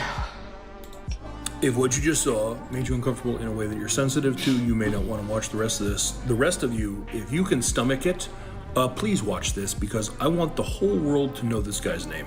Suburb of Indianapolis, 14-year-old boy is riding his dirt bike around the neighborhood where he lives, something that he does on a regular basis. And he says that a grown man allegedly comes up and pushes him off his bike and then takes off. And he gets up and he's confused, he's trying to figure out what happened, and the guy comes back around. And fortunately, one of the neighbors had like a Ring camera, and so that's why we have this. Where the fuck do you live? Where do you live? I'm coming on way, right? You tell your fucking stupid ass man to come fucking talk to me. I see you on my goddamn street again, I'm gonna fuck you up. Get the fuck out of here, you understand? You fucking understand? Yes, sir. Get the fuck off my street! That's motherfucker! I'm sorry! Yo, I see you on this fucking street again! I have to beat the clip again.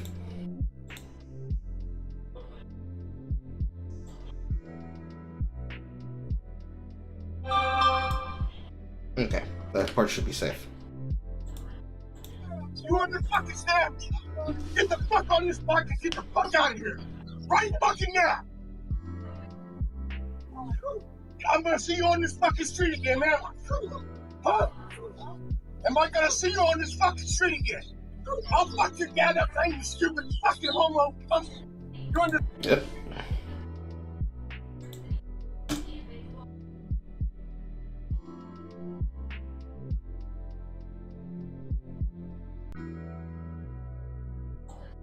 I see you on this fucking street again. I'm going to expletive you.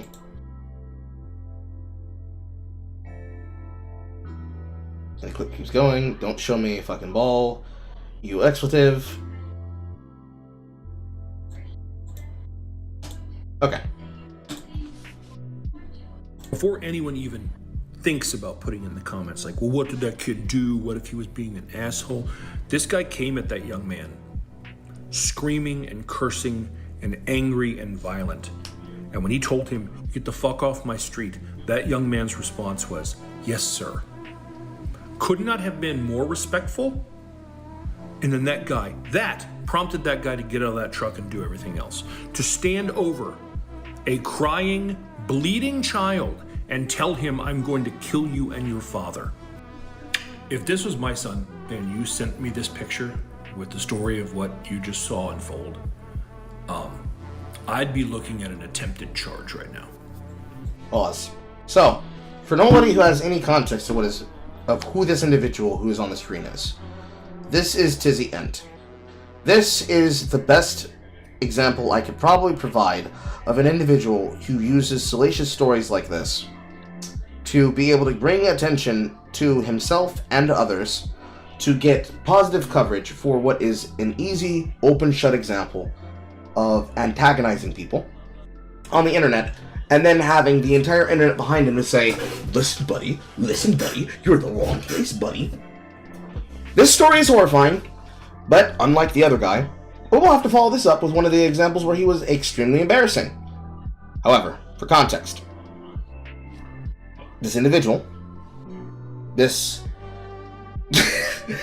gay Santa looking man, is a heinous individual, and he covers it up by covering other heinous people, so he looks better by comparison.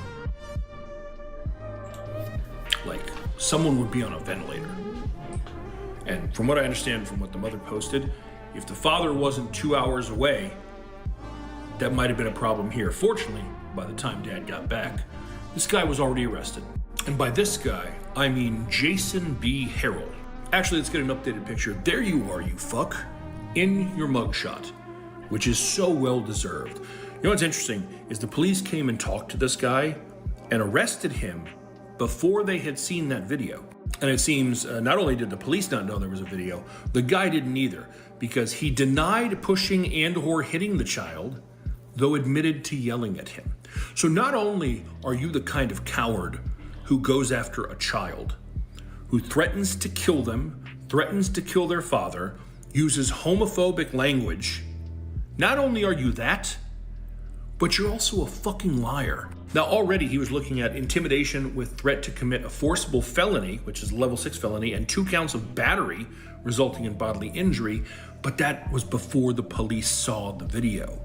So with the video, there's a very good chance he's catching other charges or harsher charges. Oh, and hey, Jason, what was one of your excuses that you gave about your behavior? I've done steroids my whole fucking life. Yeah, no one's shocked that you take roids.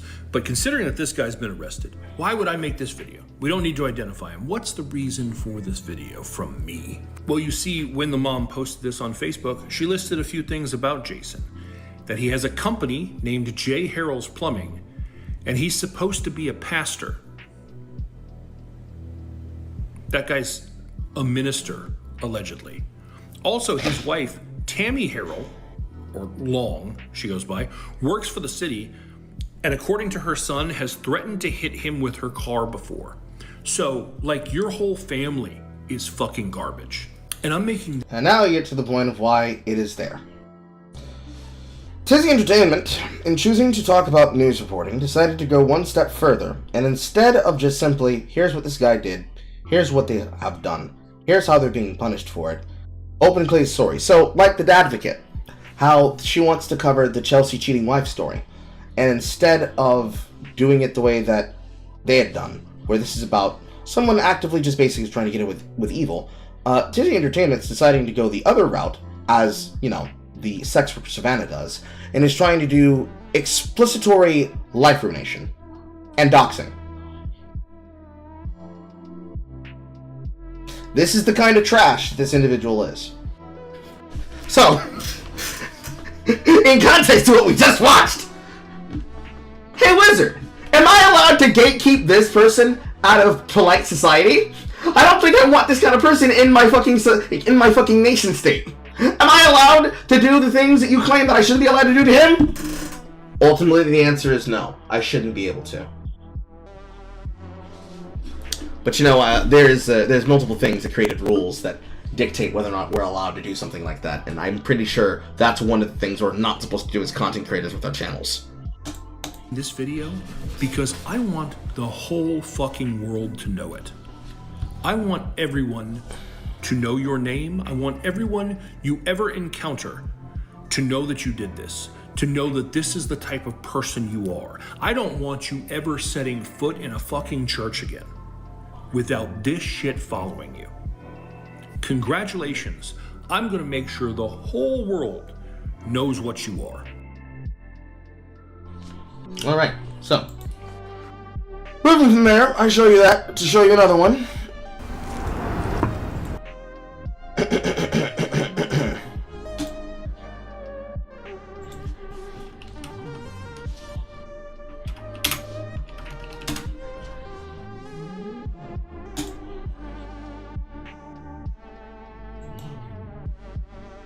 Okay, so 2 years ago, there was somebody who was willing to step up and expose him, as well as coverage, ironically enough, from Stitch and Adam. I believe I will show you the Stitch and Adam version because that one is shorter. Internet Stitch. Okay. If you have a moment. So, remember how I showed you those content creators on TikTok that specialize in singling out and bullying people as a part of their entertainment cycle to get attention to themselves? That's what Tizzy does. So, the same way that Tizzy Ent, or just Tiz, chooses to do to people, this is what he does and how he reacts when he gets booty blasted by larger content creators that look into the kind of things he gets involved in. Now, when you see this one, you're gonna be really wild.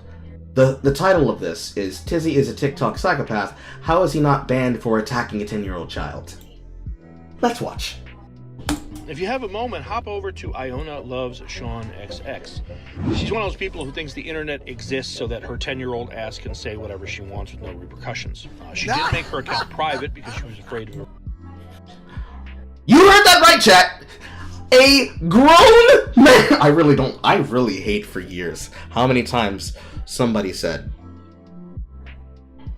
grown-ass man, this is a grown-ass man acting this way. I can't believe a grown-ass man is behaving like this.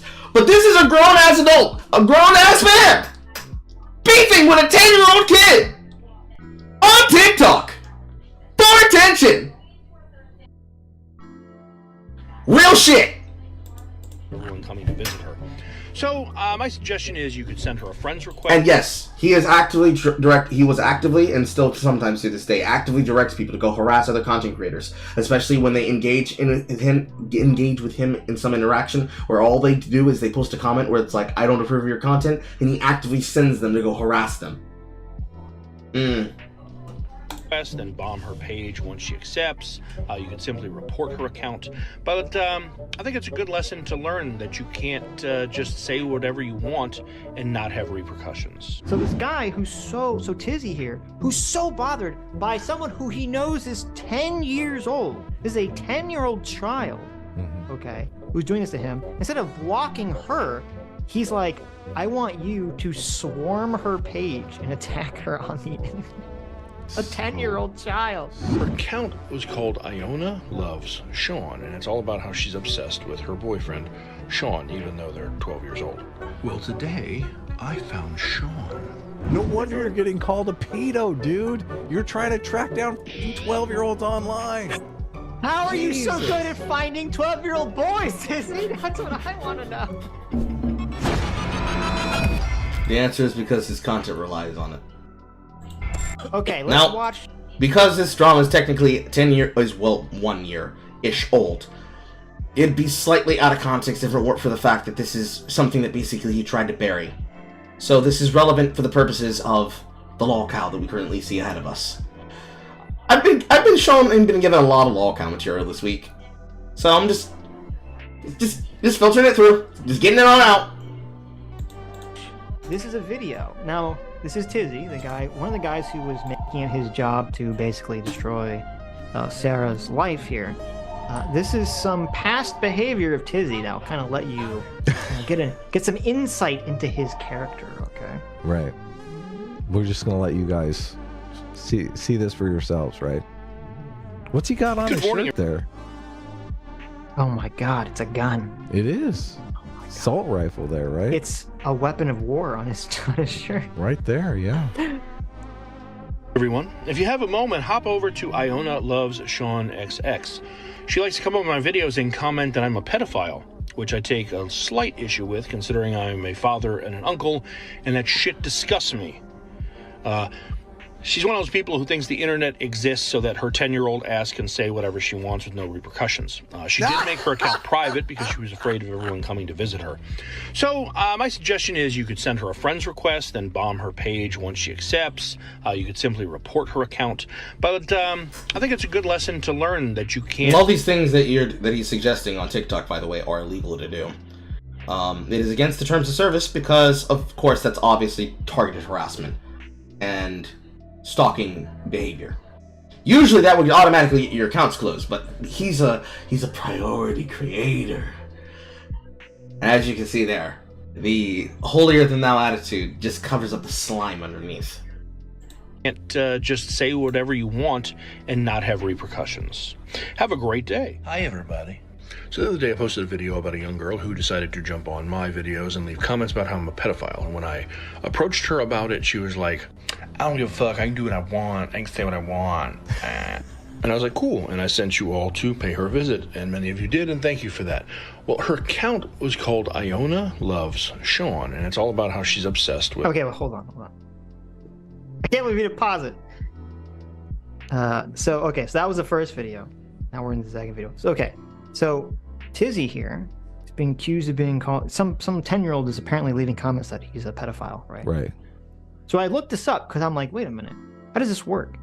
Can't you just block someone like you can on YouTube? Can't you just block someone on Twitter so they can't leave comments on your videos? Right. Guess what? You can! Really? You can just block them so they can't leave comments on your videos. On your TikTok videos?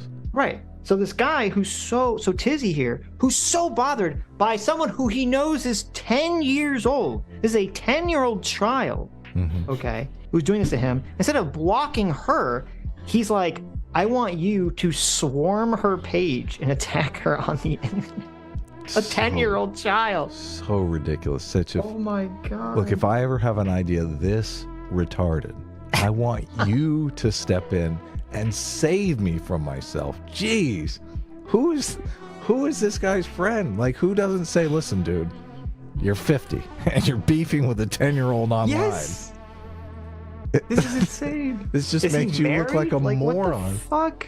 Supposedly, the better question you'd have to ask yourself is, why were there people who were actively listening to him doing this? I've experienced this maybe like once from Modern Warrior, and that was right like 7 months before his entire drama of him and Michelle Hartsme's Deep in My Woundlands saga began, where we learned how a middle-aged white woman let herself get bust wide open by the Native American TikTok creator because apparently Long John Silver's got the long corn. Why is it free entertainment? And why is it that we don't ever hear about it until it gets popping off like this? The world may never know. I tell you what, the Lolcows, the ones that are frequent, or used to be frequent, on YouTube, they're all on TikTok. They might still now be floating between TikTok and Red Note because they were so worried that they wouldn't be able to get their thirst traps and their micro porn. But you know, they're there, and they're posting. You have to use the DFE strategy. You have to be able to just document it from the outside. You can't directly interact with it, otherwise they will stop you, and, you know, they won't be able to milk them. He's divorced, so... Oh, he is? Well, I watched this video, and then I saw a bunch of other videos. So some guy did a video completely just, you know, taking this guy apart. Oh. I guess this pedo charge has been a persistent thing in his backstory. So Yes. Yeah. This happened a while ago. Yeah. So, but this is just, I don't understand the thought process here. Okay, you're like, let me harass a 10-year-old off the internet instead of just blocking her. And then he's even like, listen, she's privated her account, so send her friend request to try to get around it. Yeah, no, it's weird. That's so bizarre. It's completely weird. So you might think, if you don't know the story, you might think, okay, well, that's pretty weird, Stitch and Adam, that he's like so obsessed with a 10-year-old. But that's like the end of it, right? Like, it can't possibly get even weirder, right? You think that? Not. Obviously, Tizzy is an adult. like how do you get worse? How do you possibly make, I'm going to send my audience of millions of people to go harass a 10-year-old, okay, off the internet, instead of just blocking her? How do you possibly get lower than that? Mm-hmm. Well, listen, You Tizzy can't get lower than that. That's like the worst, right? Look, that's Tizzy will show that's you. a little girl's nightmare. Tizzy will show you how it gets worse than that. Oh, okay? really? Wow. This is beyond my wildest imagination. I never in my entire life could have dreamt up to do this to a 10-year-old person, or to really anyone, actually. Very devious. Yes, this shows you how completely immoral and insane this person Right. is. This shows And you how- the inner workings of a 57-year-old loser on TikTok. Well, of a sociopath. And this is the Huxley quote. This is the Huxley quote. It shows you how so many people, and we've heard this a lot from people who kind of are like super woke and in cancel culture, and then they get out of it, how they're just getting off on the idea of destroying people, and then More or less. Almost every single time, it's always they want to get away with the worst form of social cancellation and life ruination possible. And they just choose acceptable targets that they can do it against and nobody would defend. It is the most common form, but usually they don't get away with it for long because this is where people like Premik come along and discover them. Either Premik discovers them or people like myself discovers them, and it's like a video saga until the person eventually deletes their account and comes back under a different name. and if they can convince themselves that the person deserves it, it's like this rush. It's like this ultimate high. There is a scientific paper that came out, and I forgot to download it. Mm-hmm. But it is basically the Huxley quote in a scientific paper. It's hilarious. Right. It's basically all of these social justice warriors are just like vulnerable narcissists, just living like rampaging just for their narcissistic needs. Yes. The quote is, "The surest way to work up a crusade in favor of some good cause is to promise people they'll have the chance of maltreating someone, to be able to destroy them with good conscience, to be able to behave badly and call your bad behavior righteous indignation. This is the height of psychological luxury, the most delicious of moral treats." Moral treats. That's Tizzy's entire personality. Yeah, Tizzy's getting off on this. He's like, let's all just assault this Tizzy. Who does? Who thinks that's a good idea? But it gets worse. A video about a young girl who decided to jump on my videos and leave comments about how I'm a pedophile. And when I approached her about it, she was like, "I don't give a fuck. I can do what I want. I can say what I want." And I was like, cool. And I sent you all to pay her a visit, and many of you did, and thank you for that. Well, where's this 10-year-old's dad or this 10-year-old's mom? I'm like, I know. Tizzy, what the fuck are you doing? It's so funny because he sounds like, this is a guy who's like LARPing like he's like the mafia boss. "I sent you all to her house to pay her a visit, and you did. You taught her a lesson, thanks." Yeah. What? This is like so disgusting. What do they do? Say, "I don't like your videos." I don't like your 10-year-old video. Jeez. Oh my God. Her account was called Iona Loves Sean, and it's all about how she's obsessed with her boyfriend, Sean, even though they're 12 years old. Well, today I found Sean. Now, here's the thing. I don't want anyone to go give Sean hate. Actually, Sean seems like a really sweet guy. Okay, so My question is, why did you go looking for Sean, and how did you know that that was... Well, you probably went stalking her videos, which is probably illegal to begin with, based on what you're choosing to do. But then you bring it to his attention, you say, no, guys, don't harass him. As though that's going to stop them. I want to play this. This How is creepy fucking. is This is psychopath. Like, imagine Sitch. He's out there googling. I gotta find this girl's boyfriend on the internet. What a 12-year-old's fucking psychopath! No wonder you're getting called a pedo, dude. You're trying to track down fucking 12-year-olds online. How are you so Jesus. good at finding 12-year-old boys, Sissy? That's what I want to know. I don't understand when you're trying to squash the pedo narrative, yet you're spending all day in an incognito browser browsing fucking Facebook pages. 12-year-old boys? What a weirdo! What a fucking weirdo! How many 12-year-old boys named Sean did you have to like scroll through their pages to find the right one? Yes! Oh my god. Sitch, what is happening here? Oh my god. Can you imagine? Can you imagine Sitch? Look, I'm going to spend my Saturday looking at 12-year-old boys' Facebook pages. I really have to get to this person. Oh my god. It's so creepy and weird. It I have is. to listen. I have to find this 12-year-old boy's Facebook page to prove that I'm not a pedophile. It's so weird. It's so weird. We've literally found the stupidest person on the internet, Sitch. No, There's worse. I think the Michelle Hartsman situation, or even just White Savannah herself, is probably more interesting. There's also... What's her name? What's her fucking name? Fuck. I forget the name of the goddamn content creator. It's the Midwest Dirty Talk girl, but I'm forgetting her name the right way around. For a lot of these content creators, that they benefit off of doing things in this matter, where a lot of their shit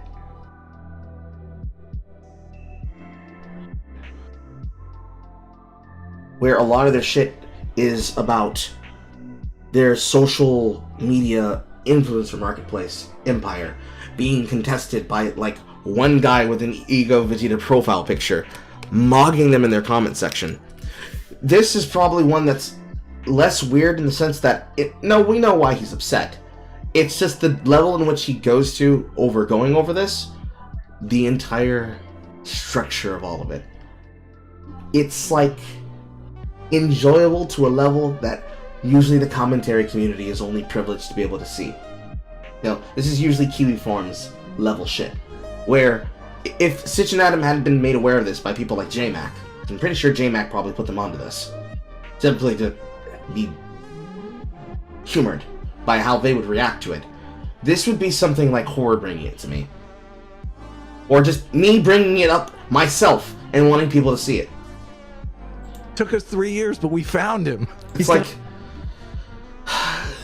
It's very rare that we're able to actually find people that are so full of themselves that you can see the destruction they bring upon other people happen to them in real time. It usually tends to be something that I think especially only happens with people like Primink, honestly. Like, you have to be dedicated to the craft of finding them to really have them stand out. Gonna make it worse though. Otherwise, they only go viral when they do something that's so Lolcow-rific that they go viral in one of two spaces, and then TikTok gets on top of them, then YouTube gets on top of them, then Twitter gets on top of them, and then the entirety of Reddit gets on top of them, and then all of the micro-filter circles of social media all decide that they are going to be the big bad villain of the day. But in this guy's case, because this came and it went, they deserve it, but it needs to be brought back up again, because people have forgot. And I will remind you. It's even worse. Yeah. But I rolled it back because I want, the way he says I found Sean is so fucking creepy. Okay, we have to, focus on. I know. He does a cutaway. Yes. He's like, oh, Sean. look what I found today. Yeah, he does an edit. Yeah, he does a separate edit. Yeah. Even though they're 12 years old. Well, today I found Sean. Oh my god. It's like he's doing pedo pornography here. What? That's so creepy. What the fuck? What is this? Like, how are you so stupid? This beef starts because someone accuses you of you being a pedophile. You go and you like spend your day trying to find some 12-year-old, and then you say it in the creepiest fucking way imaginable. I know. It's that weird, creepy, come hither sex voice. Yes. Yes. 12 years old. Well, today I found Sean. Oh my God, this is the weirdest video on the internet, Sitch. This is the weirdest video on the internet. If we use those like automatic voice things for super chats, that would be like the voice for like a month. Why is he doing this? Well, today I found Sean. Oh, So creepy. It's so terrifying. But can you imagine being Sean's dad? I'd be like, what the fuck are you doing, motherfucker? I'm calling the FBI. Holy I know, no shit. What the fuck? No shit. And you're right. He says it weird. Like, okay, he made the decision. He's like, I'm gonna cut away. I'm gonna hold my phone at a different angle from like an upper angle pointing downward. And I'm gonna say it in this like fucking weird ass, like creepy way. Like he made the decision to do this. It wasn't an accident. I know, yeah. He probably has 6 different cuts. He's like, oh, that's the perfect one right there. That's the real creepy one. That's the perfect one. Yes. This will terrify those 12-year-olds.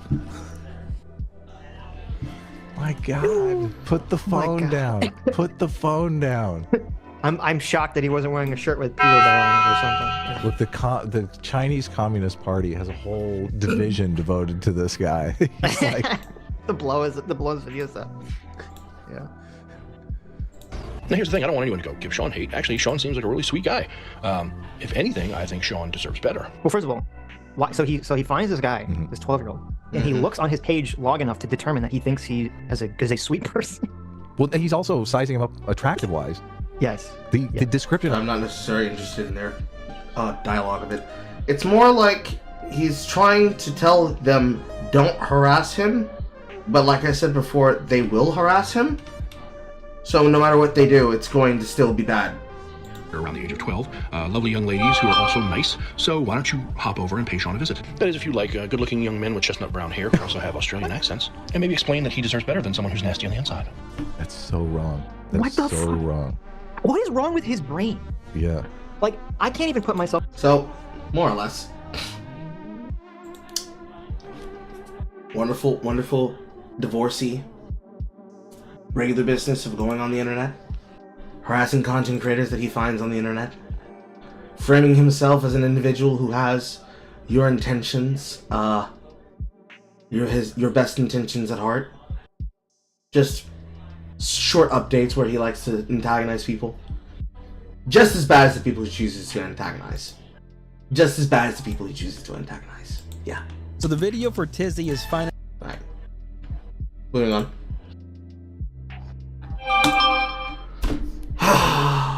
Bo Black's jar. Bo Black's jar. Bo Black's jar. Bo Black's jar. Let's go Bo Blacks.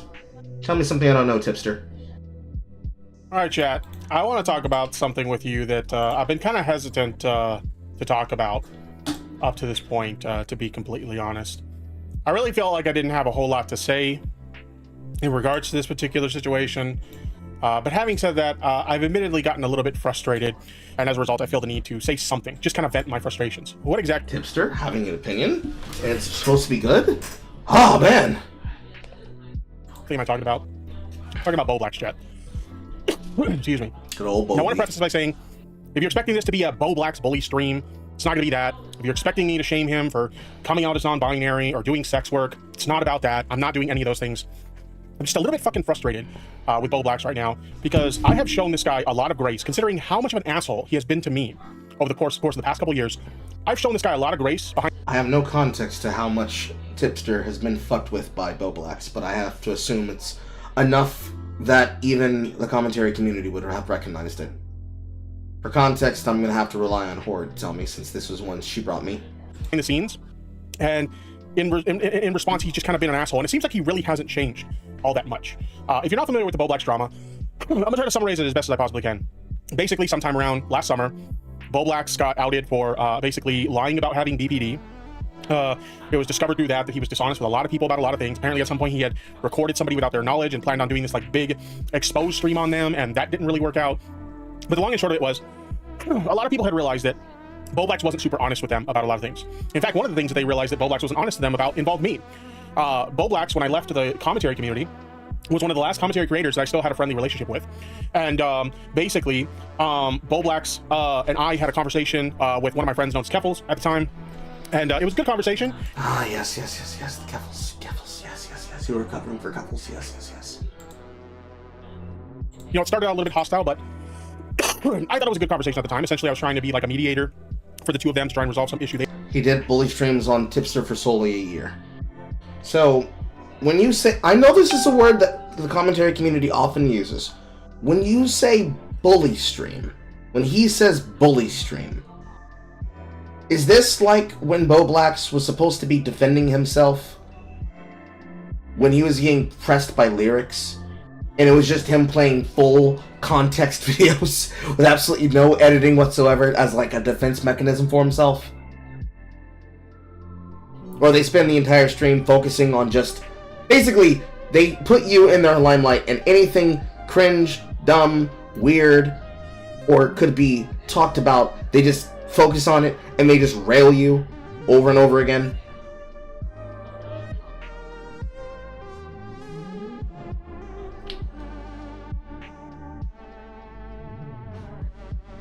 The second guess. Okay. So, like, I imagine it's not like no fat, all the details, simple in-out kind of conversations. It's instead just bloviating and normal, like, I wouldn't say cyber harassment, but one step removed from targeted harassment streams, where they just constantly mock and embarrass you. That's about right.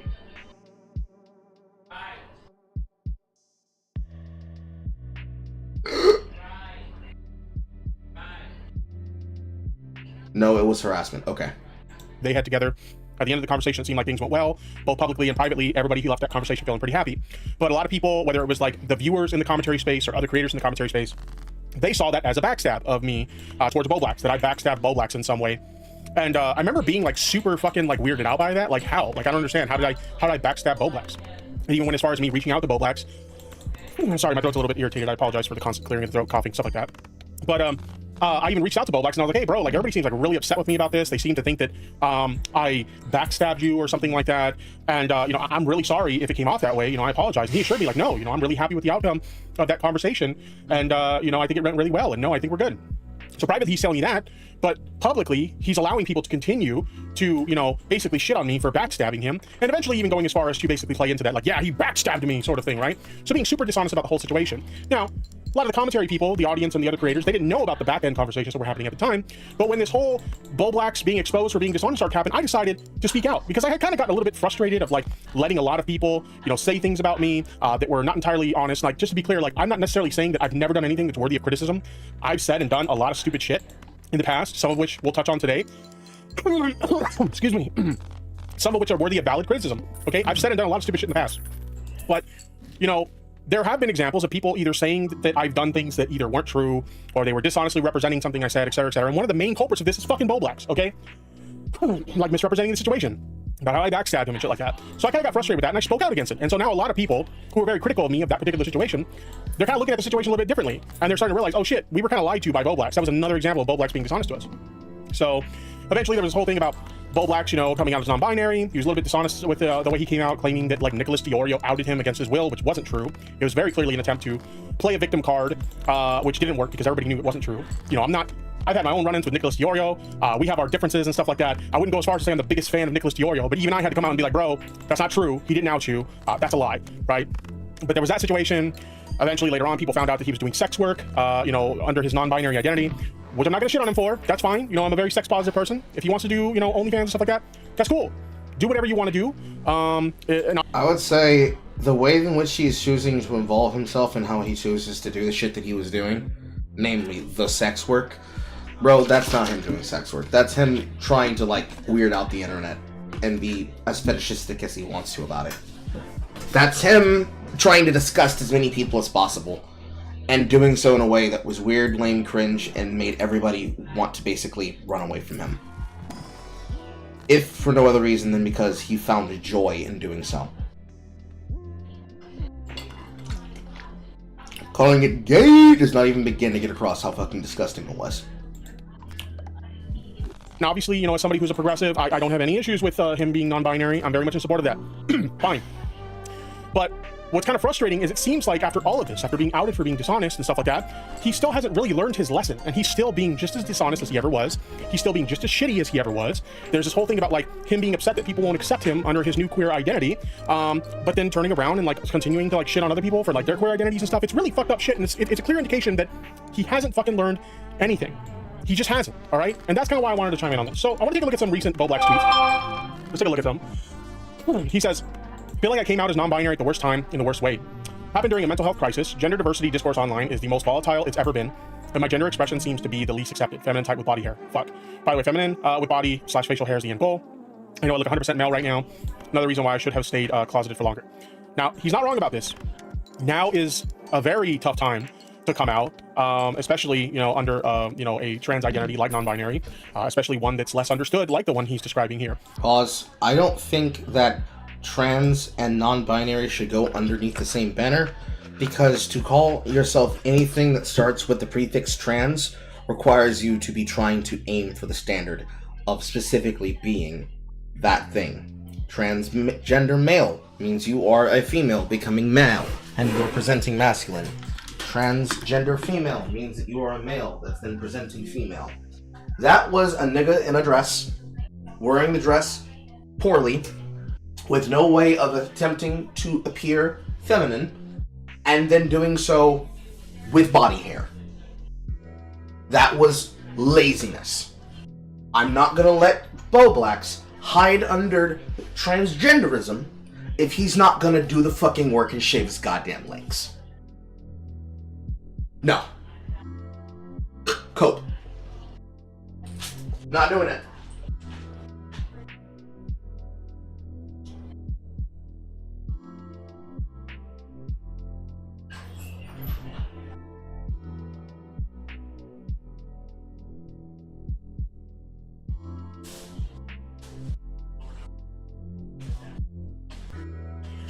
I'm not gonna let Bo Lex do that. Because that's dog shit. And yes, I had to walk out of the room because I need to start serving Mother dinner, because since I started late, it's past 5. Give me 2 to 3 minutes. But yeah.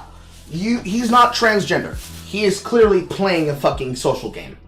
And the fact that you then tried to fucking steal somebody else's pictures and catfishes them, trying to skinwalk as somebody who, for all intents and purposes, as much as I researched that guy, just is I guess, a gay guy. To take his shit and try to fucking skinwalk, dude? Oh, you need to be bullied. There's no if, and, or buts about it. Bo Blacks needs to be fucking bullied. There's no hiding underneath the transgender flag banner as, I'm being bullied because I came out at a bad time because nobody wants to accept my non-binary status. No! You dog shit person. You are trying to play a fast and dangerous game that you know you shouldn't be fucking playing. And instead of taking accountability for the shit you're doing, you're trying to hide behind whatever you can fucking insult and blame other people for, because you know you're in the fucking wrong. Alright, be back. Be right back.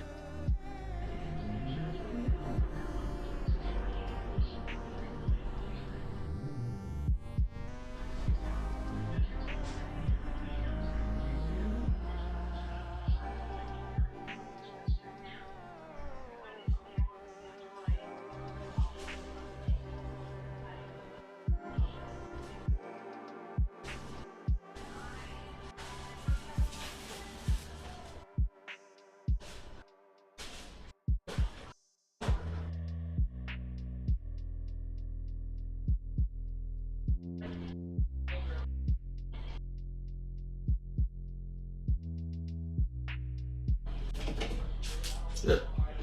I did not mean to hit the light. Okay. Summary of my opinion: Bo Blacks, stop walking as another person. Just be a gay man, or just accept that this is shit to get attention. You're clearly not transgender. You're pissing everybody off with your attempts to claim otherwise. This shit is fucking cap. You know you're not trans. You know it has nothing to do with transgenderism. Stop capping. It is a very tough time to come out as trans at the moment. So I have a lot of empathy with him in that regard. You know, obviously, the Overton window has really shifted towards the right in terms of a lot of their views on trans issues. And yeah, it's tough out there, especially on Twitter. Like, if you see any of the discourse regarding trans issues on Twitter right now, it's rough. It's really fucking rough. So I agree. You know, this is a tough time to come out as non-binary, right? He also went on to tweet something like this. Obviously, a lot of trans people are really concerned about a lot of the executive orders being passed by Donald Trump right now in regards to, you know, gender-affirming care and things of that nature, taking away the rights of trans people, or trying to. And he quote tweets somebody expressing their concerns with that, and he says, Trump just put all trans people in the pool and remove the ladder like he was playing The Sims. What the fuck? He's so unhinged right now. Now, Bo Blacks, interestingly enough, before Bo Blacks came out as trans themselves, or non-binary, they've always been a pretty progressive person, to be fair. Like, there was a lot of shit they got from more right-leaning people, or like anti-woke people not too long ago. I want to say it was before the summer of last year. They put out a tweet about, you know, basically a tweet in support of non-binary people. And a lot of people kind of trolled them for it. So they've always had like mostly progressive views, but having said that, they've also leaned into a lot of like, you know, queer-phobic stereotypes, a lot of queer-phobic jokes and stuff like that. I wouldn't go as far as to say that Bo Blacks is somebody who is queer-phobic in nature, but they definitely leaned into a lot of that stuff, whether it was to fit in, or I don't know what the reason was, but they definitely leaned into a lot of that stuff. Probably right? Just jokes. I mean, for fuck's sakes, they did, where's their channel? Probably extreme They did live jokes. streams and videos on me for well over a year, where they would do things like shit on my own queer identity, you know, being pansexual or whatever. They would shit on my support of queer people. They would shit on my support of, you know, trans people, basically call me a grifter, say that I was only, you know, supporting trans people to be a chaser and get close to trans women and be a creep and stuff like that. Like, just really horrible fucking shit. They attacked an LGBTQ charity simply because I retweeted them. Like, they did a lot of horrible things in regards to, like, you know, statements they've made against, like, queer allies and queer communities in the past. So, like, it's just really interesting to see, like, now they're out as, you know, non-binary, and they expect everybody to just forget about all that stuff, right? They expect everybody to just forget about that. They don't have to take any accountability for any of that stuff. I'm, you know, queer, and I live this lifestyle now, and you just have to welcome me with open arms. And here's the thing, like, I'm obviously not going to question their queer identity. I'm supportive of their expression of their queer identity. I'm all in favor of all of those things, right? But you can't just do all those shitty things to members of queer communities or queer allies and expect people to just forget about it and be like, you know, water under the bridge. Come on in, buddy. We welcome you with open arms. Like, no, it doesn't fucking happen that way. I'm sorry, it just... Surprising. Tipster would be great at single-player Carl, because he's even having an opinion that directly contradicts what the Wizard was trying to claim about supposed communities. But sometimes it's not even about a fucking franchise, but instead about a concept. And yeah, that is pretty much the correct way to deal with the concept. Where's my head pick? It's in the bathroom. You can't just expect people to just give you a fucking pass because you decide you're part of a protected group that otherwise would not be criticized. Because no, I can criticize you. I might not be able to do it publicly, but I'll criticize you privately. In most of our cases, we'll criticize people no matter where the fuck we are and what we're fucking doing. Because I'll be damned if somebody stops us from speaking. But on this matter, Tipster is 100% correct. Why would Bo Blacks ever think people were gonna give him a pass and just be like, yeah, that's our friend Andy with an I. He used to be Andy with a Y, but don't ask nothing. Just know that if he asks you if he can just crack you open, say no. Like, this is not that situation. This is not where your boy becomes your homegirl. Just doesn't. So I chimed in with this. This is why people who are extremely vocal in support of the rights of trans people are as vocal as they are. We knew trans rights would be the primary target of conservatives if they got back into office, and we were right.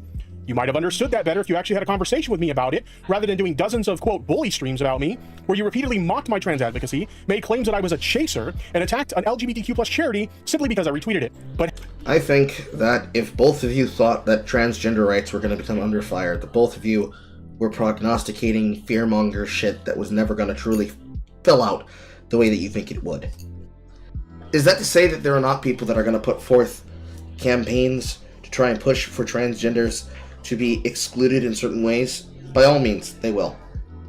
But that's where common, normal individuals will look at them and say, hey, this shit ain't got shit to do with me. This should be me. 1 second. This ain't got shit to do with me. And just not allow that to be the case.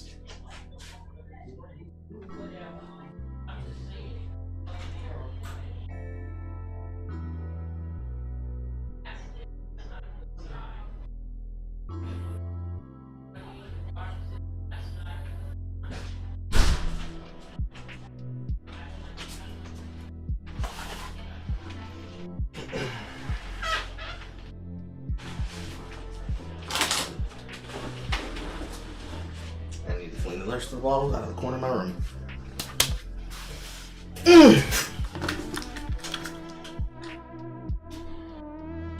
But hey, at least you get it now, right?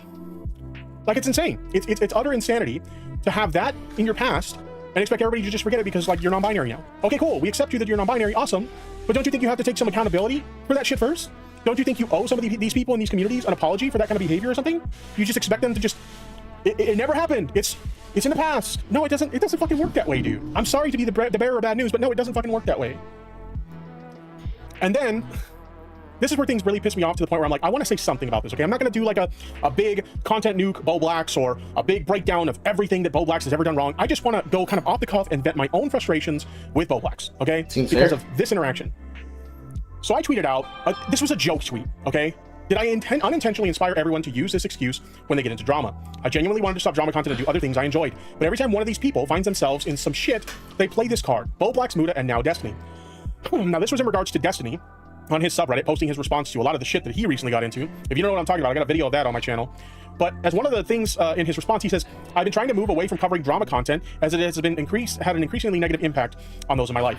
And we've seen numerous creators who cover drama and end up in drama themselves. They come out like with this response, right? Some people pointed out that I forgot to point out Moist Critical. Bo Blacks was one of these people. Mudahar was one of these people. And now Destiny. Now, do I really believe that I inspired these people to use this excuse in their responses? No, I don't. This tweet was clearly meant to be a fucking joke about this like pathetic excuse of like, oh, I don't want to do drama anymore. It was beneficial to me before, back when I was a drama creator. But now that I'm the target of drama, it's not beneficial anymore, so I don't want to fucking do it anymore. But no, I don't actually believe that I inspired people to use this fucking excuse, okay? Get a fucking clue. But Bo Blacks decides to respond with this. Laughing my ass off, you never quit drama either until you started accidentally defending Lolly and everyone stopped watching your shit. Yes, I remember these. I have a little bit more to elaborate on this part of it that really fucking pisses me off, but we'll get into that in a little bit. Now you're back to tweeting about drama after everyone got bored of clowning on you. Pathetic. Also, I'm not quitting drama content. I've never said that. Also, never said I'm above drama content, only that I haven't watched majority of videos about me, and then I don't watch much drama content in general. Drama is a fun genre of content to create, but I prefer to watch gaming videos in my free time. Okay. Now, why did this statement piss me off so much? Or why did this frustrate me so much? And I'm like, you know what? I want to talk about this now, okay? I mentioned this earlier. Let me actually bring this back up. Let me bring this back up real quick. I mentioned earlier, he had this YouTube channel where he would repeatedly talk about me constantly on live streams and in videos. Many of the statements that he would say in those videos, in these bully streams, were criticizing my support of progressive causes like queer issues, okay? I mean, let's just go through the video section and count how many videos we can find about me. One. Without even needing to count them, he's more than happy to be able to mock you about the shit, but that also doesn't mean that he can then hold a permanent moral high ground about it. Nobody really can.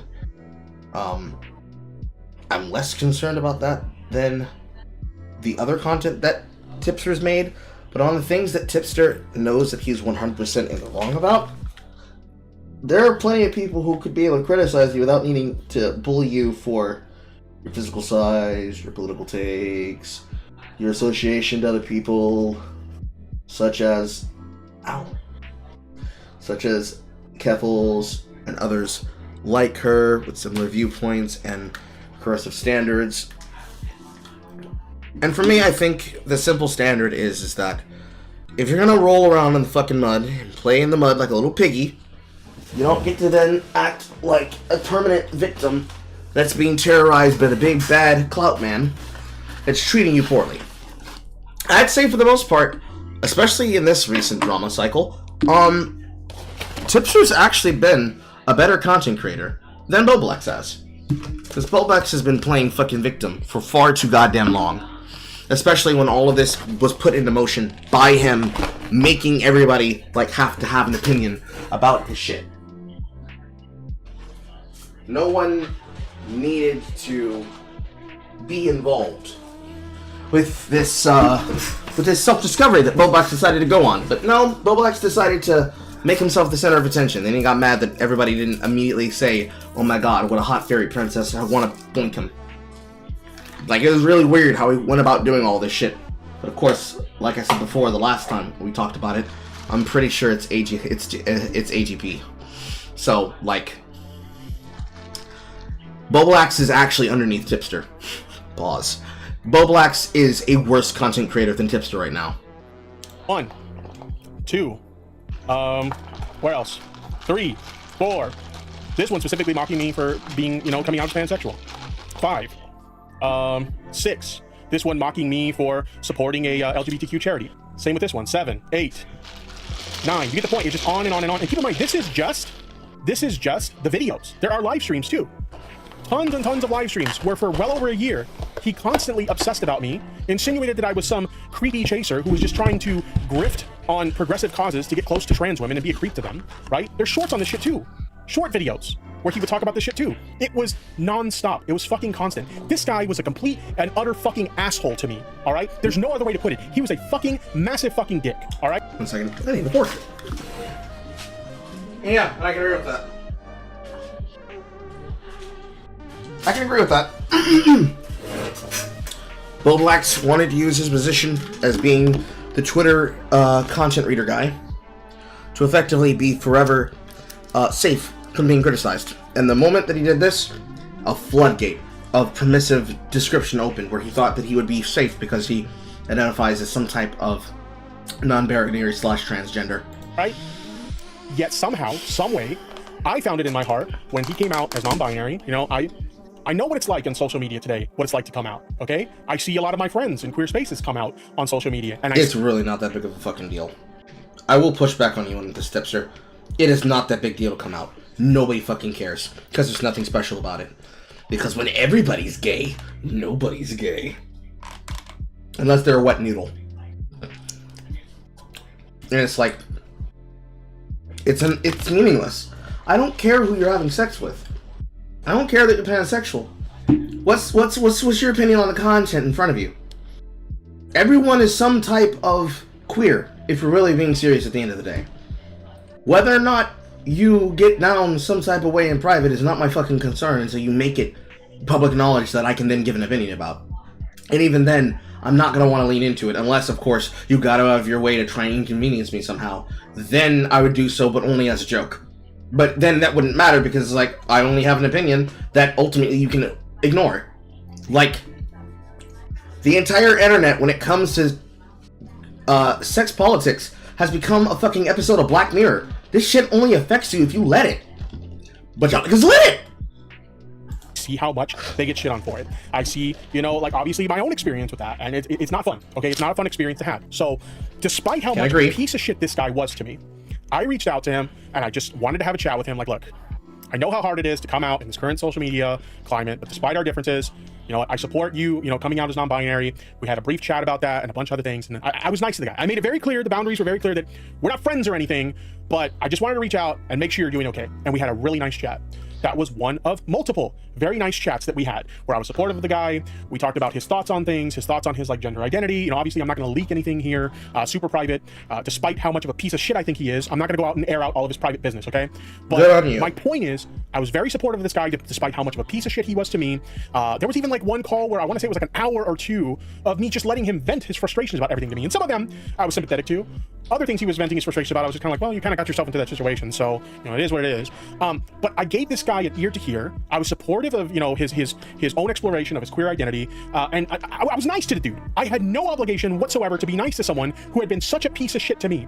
And then he goes and does this the moment I make a fucking joke, a literal fucking joke. Well, did I inspire everybody to do the I'm too good for drama now thing? Like, come on. And let me tell you, this part right here pissed me off the most. The bringing up defending Lolly thing. Why did that piss me off the most? Well, because during some of those conversations that we had in private, we talked about this. Boblax was like, hey, dude, what was up with the whole like lolly thing, the whole defending people involved in lolly controversies thing. And without getting into the specifics of the conversation, essentially I told him, look, I was a little bit, tunnel visioned. I got really frustrated with like this whole pedo jacketing thing that was going on in online spaces where people were pedo jacketing people over the most like mundane shit. Like just to give you guys an example, there was a situation where like that's about fair. Pedo jacketing itself is probably the most ridiculous, dumbass shit that only works for people who only look at surface level details of situations and then repeat the shit they hear uncritically. Granted, pedo jacking itself is a left-wing concept, but as it becomes more adapted by other fucking spaces, using the word and not realizing that they could just ignore the concept. Or somebody like Tipster, who would probably get nothing but bad news covered about him, and then ignored otherwise, yeah, he probably would have to fight an uphill battle against people like, lashing him for shit like that eternally. So I can understand exactly how upset he would be. Some 18-year-old teenager was dating some like 16-year-old teenager, and people were trying to cancel him for being a pedophile because he was an 18-year-old dating a 16-year-old.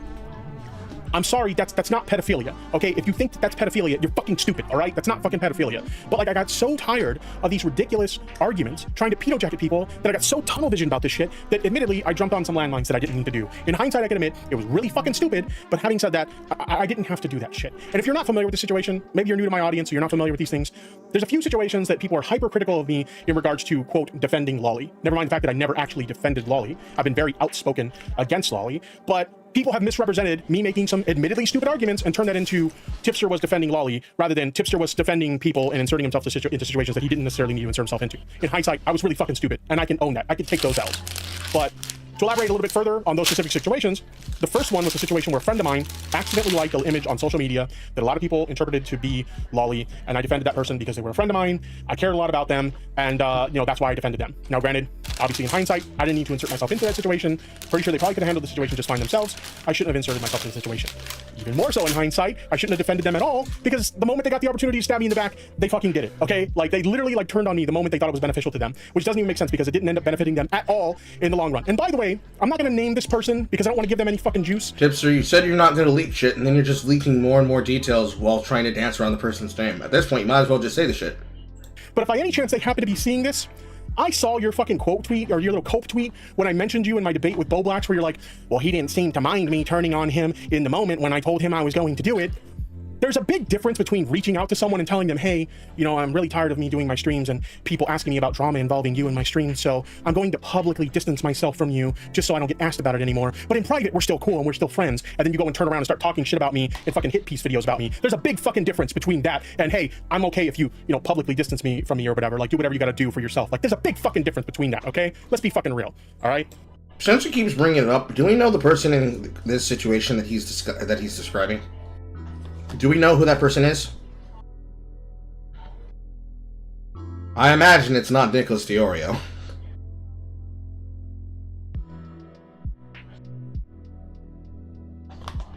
Any knowledge on that whatsoever?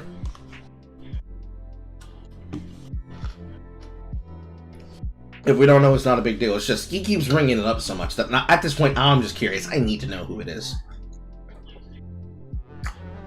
Want. If not, that's okay. Keep going. The other situation was about Ava Chris Tyson. A lot of people on the left and in queer spaces, myself included, were defending Ava Chris Tyson because they were facing a lot of genuine transphobia. Now, during the course of that, some people had discovered that Ava Chris Tyson owned an art piece by a very controversial artist known as Shadman. If you're not familiar with Shadman, the dude's a fucking creep. He draws a lot of fucking art about like kids and sexual situations. It's not good. It's really fucking bad, okay? Now, when people asked me about that on a live stream, and when we talked about that on a live stream, my position on that was, yeah, it's a pretty bad look that Ava Chris Tyson owns Shadman art. Now, that doesn't sound like a bad take on the surface. And if that was all I said, that would be fine, right? That would be totally fine. But my stupid ass, that's not all I said. I then started to try and rationalize like the ownership of the art of maybe this particular art piece isn't that problematic. I even went as far as to try and compare it to like art based off of like the aesthetic of like Belle Delphine or something like that. It was stupid. It was really fucking stupid. I can look at myself in hindsight. I can look at that clip and say, you were a fucking moron for saying that. Okay, you didn't have to say that. You could have still defended Ava Chris Tyson and the transphobia that they were facing at the time, while at the same time saying, yeah, it's kind of fucked that they support Shadman and they have that art. I don't condone that sort of thing. That's all I had to fucking say, right? Now, granted, this is besides the fact that when it comes to Shadman shit, it's not just that he was drawing like characters that he was then 18+ing to get the lever mark. It was the fact that he was drawing subject matter where the subject that was being iconographed was a child, with obviously the most famous example being Keemstar's kid. And I care a lot less about that connection. It's made important because their desire to scrub that the artwork existed had to do more with the character of Ava than it did with the drama surrounding it. Like, this is shit that Soggy Toast already smashed on, so it's old news. But that detail's like the least important thing about Ava. Later down the line, we found out some really fucked up shit about Ava Chris Tyson, where nobody's defending Ava Chris Tyson anymore, but that's beside the point. And then the last one was the Vosh situation, okay? Vosh got into a little bit of heat over, Ethan Klein was criticizing some old clips of his. There was the porn leak, and there was some questionable art in that porn leak. And yeah, it was a really fucked situation. Bottom line in that situation, I did not have to get involved in that situation at all, okay? There was no... Yeah, you did not need to run towards the defense of the Horse Lord. Because to this day, he's still going to run away from his inability to square the circle of how you can't like Lolcow. But listen, guys, I thought that Lolcow was a short stack goblin. Guys, you gotta understand. I'm just a gooner. No reason whatsoever for me to insert myself in that situation, and I still fucking did it, okay? And I was really fucking stupid for doing that, because not only did I get myself shit for that, but a friend that I legitimately cared a lot about, okay, ended up inserting themselves in that situation, not just to defend Vosh, but also to defend myself, and they got shit for it too. And that is my fucking fault, and I feel like shit for that to this fucking day, okay? So 3 situations that I'm most criticized for involving... I would say that you're not directly responsible for the things that your friends get involved in. Like, between yourself and your friend, yeah, you're gonna have to eat shit for them, because they're having to cover for you, because of shit that you did. Your friend and you involving yourselves in situations that you don't have to be in, that's on you. That's a you choice.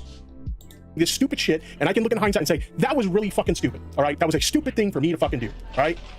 But me and Boblax in private conversation, we talked about this. And he wanted to know, like, why did you do this? And I explained to him, I can look at this in hindsight, I could take the L and say, I defended some things that I didn't need to defend. I inserted myself into some situations that I didn't need to insert myself into, which anybody who knows my history knows that was a bad habit of me. If I liked someone because they were a creator I enjoyed, or because they were a friend of mine or something like that, I always had a bad habit of inserting myself into situations that I didn't need to insert myself into. And these are 3 examples of things like that, okay? I did not need to insert myself into these situations, and I paid a hell of a price by doing so. I basically lost my career as a content creator, I lost my audience, I lost a lot of friends over this shit. Like, I made an ass of myself, and I can own it. I was fucking stupid, alright? Good job. You've accomplished something that most people cannot be able to do. But I explained to him my rationale of this is why I did this. I was in this tunnel vision of really being frustrated with the pedo-jackening that was going on, and it led me to dive onto some landmines that I didn't need to fucking dive on. And he looked at that and he's like, I agree, you took some stupid positions, but I can at least understand where you were coming from. And the most important thing to me personally was he indicated that he didn't think I was a pedo, because some people try to call me a pedo because it's the whole Tipster's a lolly defender thing again. Tipster defends lolly. He doesn't think I'm a pedo, and he doesn't think I'm a lolicon, and he doesn't think I'm defending lolly. He just thinks I defended people that I cared about, and I just shouldn't have got involved, okay? That was very important to me, that he understood that. And I was like, you know what, thank you, I appreciate that. I appreciate that you actually understand where I'm coming from. And the moment I tweet something that he thinks is a jab at him in a negative fucking way, it's a lighthearted joke, but he thinks it's a jab at him, suddenly he rolls back on all of that and, oh, you're just a lolly defender. So he's still doing the same dishonest shit that he's always done. The same dishonest shit he did with the conversation with me and Keffels, he's still at that shit again, right? Indeed. He lies in your face, and once you put on his pussy, babe, he's a backstabber. With the Keffels conversation, he's telling me in private, everything's cool, he's fine, he's happy with the outcome, but publicly people are shitting on me, and he's letting it happen, and he's playing into it, about how I'm a backstabber, and I did him so dirty and stuff like that. Meanwhile, he was telling me something completely different in private. And it's the same fucking thing here. He's telling me in private, he thinks what I did was stupid, and I agree with him. And he's telling me, but I understand why you did it, and I don't think you're a lolicon or a lolly. Okay, Tippy, you're looping, so I'm gonna skip forward a couple of seconds. I reached out to this guy, I made sure he was okay, I gave him a fucking ear to hear. I was even open to the possibility that maybe somewhere down the line we can mend the bridge and be cool again, right? But no, the moment I say anything that he thinks was something that was a personal attack at him, he goes back on everything he said in our private conversations. Fuck you, dude. And this whole, I'm not quitting drama, look at this clip. So we have this tweet, I'm not quitting drama, I never said that. I've blocked... He can't be honest about anything. Look at this clip from his stream. I've blocked a lot of people on my Twitter just because I kind of don't want to do... Well, this has been a plan for a long time, even before the controversy, but I kind of... Well, I was going to dabble in it a little more on Mayo Monkey, but essentially I'm kind of done with the drama streamer community. I've said all I kind of needed to say, and at this point I was just going to turn that whole, like, community, which is what I have been doing with Mayo Monkey, into kind of just like a comedic outlook. Or outright comedic outlook. I thought in the tweet you said you weren't creating drama content. You never said that. What? Shit. But people take that shit way too seriously, so... He can't be honest about anything. Literally nothing. Literally fucking nothing. The fact that was said in members only stream, no, I'm with Tipster on that. The fact that you said that on a members only stream and hoping that you could be able to hide away from it because nobody would have access to it except for members. This would be like one of those reasons where it would be then to someone's benefit to give them money, if just to give people information to now be aware of whether or not they're lying behind a paywall. Yeah. Because, like, what do you mean you're going to quit drama content? All of your money and all of your platforming came from the drama content. For you to leave the drama content and then look at it just now only as a comedic output, where you're only going to dip your toe in whenever you feel like it, no, you're either all the way in or you're all the way out. You cannot be all the way in and all the way out. Now, if you want to take the approach of, I do drama, but I don't start drama, that's different. That's not the stance that you take. No, sir. No, sir. You get involved. In fact, everything that's happening, you directly had a hand, or bussy, in doing. Fuck out of here. So I see this tweet, and honestly, I'm fucking mad. Like, I'm fucking furious at this shit. Like, I know a lot of people probably saw this tweet and thought it was an overreaction, but now knowing what you know behind the scenes, how nice I was to him, and some of the conversations we had about this shit, I think now you can understand why I would be fucking furious about this, right? I said, this is why no one fucks with you anymore, Blacks. You and I have had civil conversations since your drama in private. And even though I think there are valid criticisms to be had towards you, I actually spoke in support of you coming out as non-binary, and even refused to engage in the pile-on of you doing sex work. Every time someone grants you even an ounce of goodwill, you find a way to fuck it up. And this is why, going forward, you will forever be a Lolcow. I was probably one of the only people to check on this guy after his leaks to make sure he was okay, and in return he starts talking shit. Fuck off, dude. Literally, I was nice to him when I had no obligation to be nice to him. And in response, he shit in my face. Like, literally. Like, this was one of my comments, like, when the leaks happened, because everybody was shitting on him for being a sex worker. Everybody was shitting on him for being non-binary. They were mocking him for these. I'm gonna keep pushing it back against this with all the fury in the goddamn world. You are not a sex worker if all you do is post your body on the internet. If you are not doing some kind of exertion, you are not a sexual content creator. Period. These things. This is what I had to say about it. The problem with Blacks leaks isn't that they're non-binary or doing sex work. The problem is they're a massive hypocrite. They spend a lot of time shitting on sex workers and queer people, and now they want to live this lifestyle and expect everyone to forget it. Here's some examples. This is them tweeting, Creator Class 3 now proudly sponsored by Hamas and the other OnlyFans. Shitting on people who do, Fansly or OnlyFans, sex work, like what they do now. Respect Tipster's new pronouns. Shitting on me because I had pronouns in bio. Now, obviously they're out as non-binary. They're using the pronouns as well, which is fine. Obviously, I'm in support of those things. But, like, this is an example of how they have a history of shitting on people for this shit, but now they expect everybody to forget about all this now. The only women who will use this are uglies and OnlyFans hoes trying to promo. That in and of itself is the reason why I say that he's not a sex worker. If that's the way that he sees it, the only women who use this are uglies and OnlyFans hoes trying to promo? What does that make you now, Bowback? What does that make you now, Blown Back? Certainly don't make you a content creator. Certainly don't make you a strip. Certainly doesn't make you a content hoe. Shitting on sex workers again, right? And then there's this one. Drunken High Blacks versus Tipster's Titty Milk. This was a stream that they did where I was in support of Nominal Naomi. They were getting shit on by a bunch of alt-right freaks about, like, their trans identity and being a trans woman who's, like, got a child and they're, like, breastfeeding and shit like that. And they were, like, basically shitting on me for being supportive of Nominal Naomi. And another, very outspoken, trans advocate. Like, they want to live this lifestyle, right? And that's fine. I'm not going to gatekeep and say, like, Blacks isn't welcome in the LGBTQ community or anything like that. I think that's shitty. I'm not doing that. All I'm saying is you can't expect people to welcome you with open fucking arms after all the shitty things that you've done, okay? You've been very, like, whether it was your intention or not, you've, like, fostered a lot of anti-queer, like, views in your community by doing a lot of this, like, content, shitting on, people for, like, supporting queer causes or, like, labeling people like me who support trans people as just being chasers who are grifters and shit like that. Like, this is something you did. This is shit, like, these are ideals that you fostered in your community, intentionally or not. And, like, people don't just forget about that. They're not just gonna forget about that fucking overnight, my guy.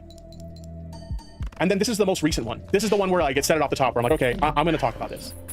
Blacks is upset that people are currently shaming their kinks and queer identity. Meanwhile, they are still out here shaming the kinks and queer identity of others. The hypocrisy never ends. I posted this tweet on the 31st, which was yesterday, 31st of January, at the time of this stream. And they had, my understanding is they had tweeted this, like, at that time. So obviously, here's this tweet, we saw it earlier, about them saying, I feel like I came out as non-binary at the worst time, in the worst way. so we won't go over that again. This is a conversation in the replies. I'm not questioning your gender identity. I'm questioning why you would post a thigh-high thirst trap without shaving your legs. Apparently, they had posted this on Instagram. I don't care, all right? Like, that's how they're choosing to express their gender, whatever. I'll be honest, like, I don't fully understand this particular expression of non-binary gender identity, but at the end of the day, like, non-binary... That's not expression of non-binary gender politics or gender expression. That is explicitly fetish content. The way that they framed it, the way that they did it, it's fetish content. You gotta say that it's fetish content, dude. It's a very wide spectrum. A lot of people express their non-binary identity in various different ways. If this is how they're comfortable expressing their identity, fine. Okay, whatever. You know, I don't have any issue with that. It wasn't meant to be a thirst trap. It's just what I'm wearing today, what you're jacking off in today. Why do y'all have to always talk about me in the sexual way? I get not accepting or understanding my gender, but the consistent sexualization is creepy. Guy with an OnlyFans complains about being sexualized, laughing my fucking ass off. Isn't this the same guy that got upset when Keppel said that she was being sexually harassed by him, and he was like quote tweeting her on his throbbing horsecock account about how he wanted to like have sex with her and shit like that, and how she had like massive fucking boobs and shit? I don't remember the exact tweets, but he was like tweeting some like genuinely like what the fuck stuff, dude, from that account towards Keppel's, and he got mad when she got uncomfortable with it. This is the same fucking guy, right? Paradise for Animal J. Smith. A YouTuber who spent $14,000 on a realistic dog costume is now opening a zoo where people can become animals. If you're not familiar with the Animal J. Smith lore, Animal J. Smith was somebody who worked at Rainbow Passage. He was like a volunteer for Rainbow Passage, which is a LGBTQ plus charity. This is the same charity that Bo Blacks and his community attacked simply because I retweeted it. I'm not even joking. That's a real fucking thing that happened, all right? Okay. Now, there's valid criticism to have about Animal J. Smith. More specifically, he was found to be posting on Blue Sky questioning the legitimacy of some people's trans identity while also working for a charity that supports trans people. Not a good look. I think there's valid criticism to be had in that regard, and he probably shouldn't be working for an LGBTQ charity doing stuff like that, which is why he was removed from that charity, okay? So there's valid criticism to be had for the guy, but the whole like basically shitting on him for his kinks while at the same time you're like crying that people are shitting on you for your kinks and shitting on you for your queer identity, like, talk about hypocrisy. That's like an insane level of hypocrisy. So I tweeted this and I said, there's valid criticism to be had for Animal J. Smith, but this just ain't it. You're not doing yourself any favors, Bobby. I also said, just to be clear, I'm not fond of the kink shaming or queer identity shaming that's happening to Bo Blacks either. I obviously don't condone that sort of thing, nor will I engage in it. But they spent several months shaming these things in regards to myself and others, and now that this is their lifestyle too, they want everyone to forget it ever happened while also continuing to shit on others. Sorry, Josh, that's not how this works. So that's my problem with you, Bo Blacks, okay? Like, if you genuinely want to know, like, what my issue is with you now, I gave you so much grace. I showed you so much fucking empathy. I gave you the time of fucking day when you didn't deserve it. Quite frankly, let's just say it the way we should fucking say it. You didn't deserve my time. You didn't deserve my empathy. You didn't deserve me giving you any sympathy whatsoever. And I still did it anyway. You were a massive fucking dick to me, okay? And I was still nice to you. And your response was to shit on me and basically take back anything that you said to me in our private conversations. You're a massive fucking hypocrite. You're a massive fucking snake. And it's no wonder nobody fucks with you anymore. Because of shit like this. You have learned nothing from this situation at all. And this is why you'll forever be alone. This is why forever no one will ever fuck with you again. And I'm just done with you, dude. Like, the funny thing about it is, like, he had the nerve. Can I pull this up? He had the nerve the other day. I put out one of these tweets critical of him. And he had the nerve to like the fucking tweet. Can I pull this up? Because I know I sent it to somebody in a DM. But I don't know if I could actually pull it up. He had the nerve to like the tweet? Like, bro, fuck you. I don't need your fucking like. I don't need your approval of what I had to say. See, open image in new tab. Can I do it like that? Allow. I don't know if that worked. No, it didn't work. I'm trying to bring up a screenshot where I put out this tweet being very critical of him. Here we go. I think this is the best way to do it. Hopefully I don't like leak DMs or anything like that. There we go. So I put out this tweet being critical of him with good reason, and he fucking likes it. Just silently likes it, like, oh, good point, tipster. Good point, dude. This is the same sort of thing he tried to do to me when he was trying to like buddy up to me when he didn't have anybody else the first time. He just like quietly like, you know, unblocked me because he had me blocked when we had previous like, you know, beef before. He, you know, is suddenly getting shit on by everybody else, so he doesn't have anybody else, so he unblocks me and he starts like liking tweets and stuff like that. And it's like his way of trying, hey man, you know, can we be buddies again? Like, is that what this is? Because no, I'm not fucking interested. I already gave you an opportunity to make amends. I already showed you support when you came out with your new queer identity. I already gave you an ear to hear. I was fucking nice to you, and you shit in my fucking face in response. So no, you don't get another chance. Fuck you. Anyway, thanks for the sub, you fucking I just got really frustrated about this, and I had to say something about it. So that's just subscribe. What is that effect? I didn't have any like real plan with this segment, or like any like thoughts in my head of exactly what I wanted to say. I just wanted to vent my frustrations with like Bo Blacks is one of the fakest motherfuckers I have ever met in my fucking life. Fuck you, dude. I'm not gonna let you like weasel your way back in and we can be cool and shit again or whatever. No, fuck you. You're on your own. You made your bed, now fucking sleep in it, asshole. Very nice. Very, very nice. pretty much that's how any person should really feel in this situation. Good on Tipster for finally understanding what the standard is. Sorry that he had to learn it this way, but okay, that's cool. That's nice. That's wonderful. It all's coming up Tip House. Okay, it is 6:56, and I think that is enough for today. There's a couple of news stories that are developing that I'm keeping my eye on. I am keeping my eye on Jar. I just do not want to need to cover it at this time. I might revisit that on Friday, honestly. I'm spinning multiple plates, so I'm gonna see about this thing that I have set up with another content creator.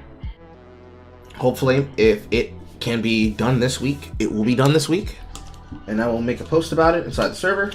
When I do, we continue to collect money plates, and I'm passing on the correction plate for the intended future of me suffering through content.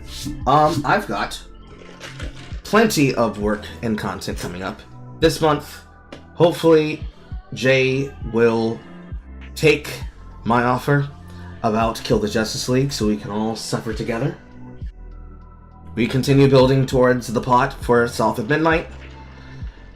And I have one more thing on that docket to go along with it. Also, remember, it is a new month, which means movie night coming up on the 15th. And then later on this month, in preparation for Monster Hunter Wilds, we will be trying to do some Monster Hunter World stuff. We won't need to make new characters, but we will need to, like, meet each other where we are at and see if we can get everybody, like, familiar with the playstyle that they're going to have going into Wilds on the weapons that they're going to be comfortable with, and see if we can have some fun like that. I have talked to the dev mods. There are some that have made landfall the other night and the other day. We've cleared out this situation. Everyone's happy and involved. There will be mods that have yet to come that will more than likely come through about then. I've talked to them about it. Also, that weekend idea of the call-in show, I'm moving forward with it. I'm not sure the format of how I'm going to do it, but we're playing it by ear. I'll talk to the other mods about it because Ori doesn't need to do everything. And for everybody else that wants to see that, you can usually catch me inside of Dev Server after the broadcasts, talking to people and just shooting shit, and also playing Balatro. I know that there's been a DLC that's been launched for Darkest Dungeon 2. I don't know if I'm going to get into it. I know that the Kingdoms mode is free, but knowing my personality, I need to earn the money to then have the right to buy the DLC to play it. Otherwise, I feel like I'm not doing it right. A bunch of other plates that are being spun, etc., etc. So, I leave you all. Goodbye. Bonne nuit. Have fun.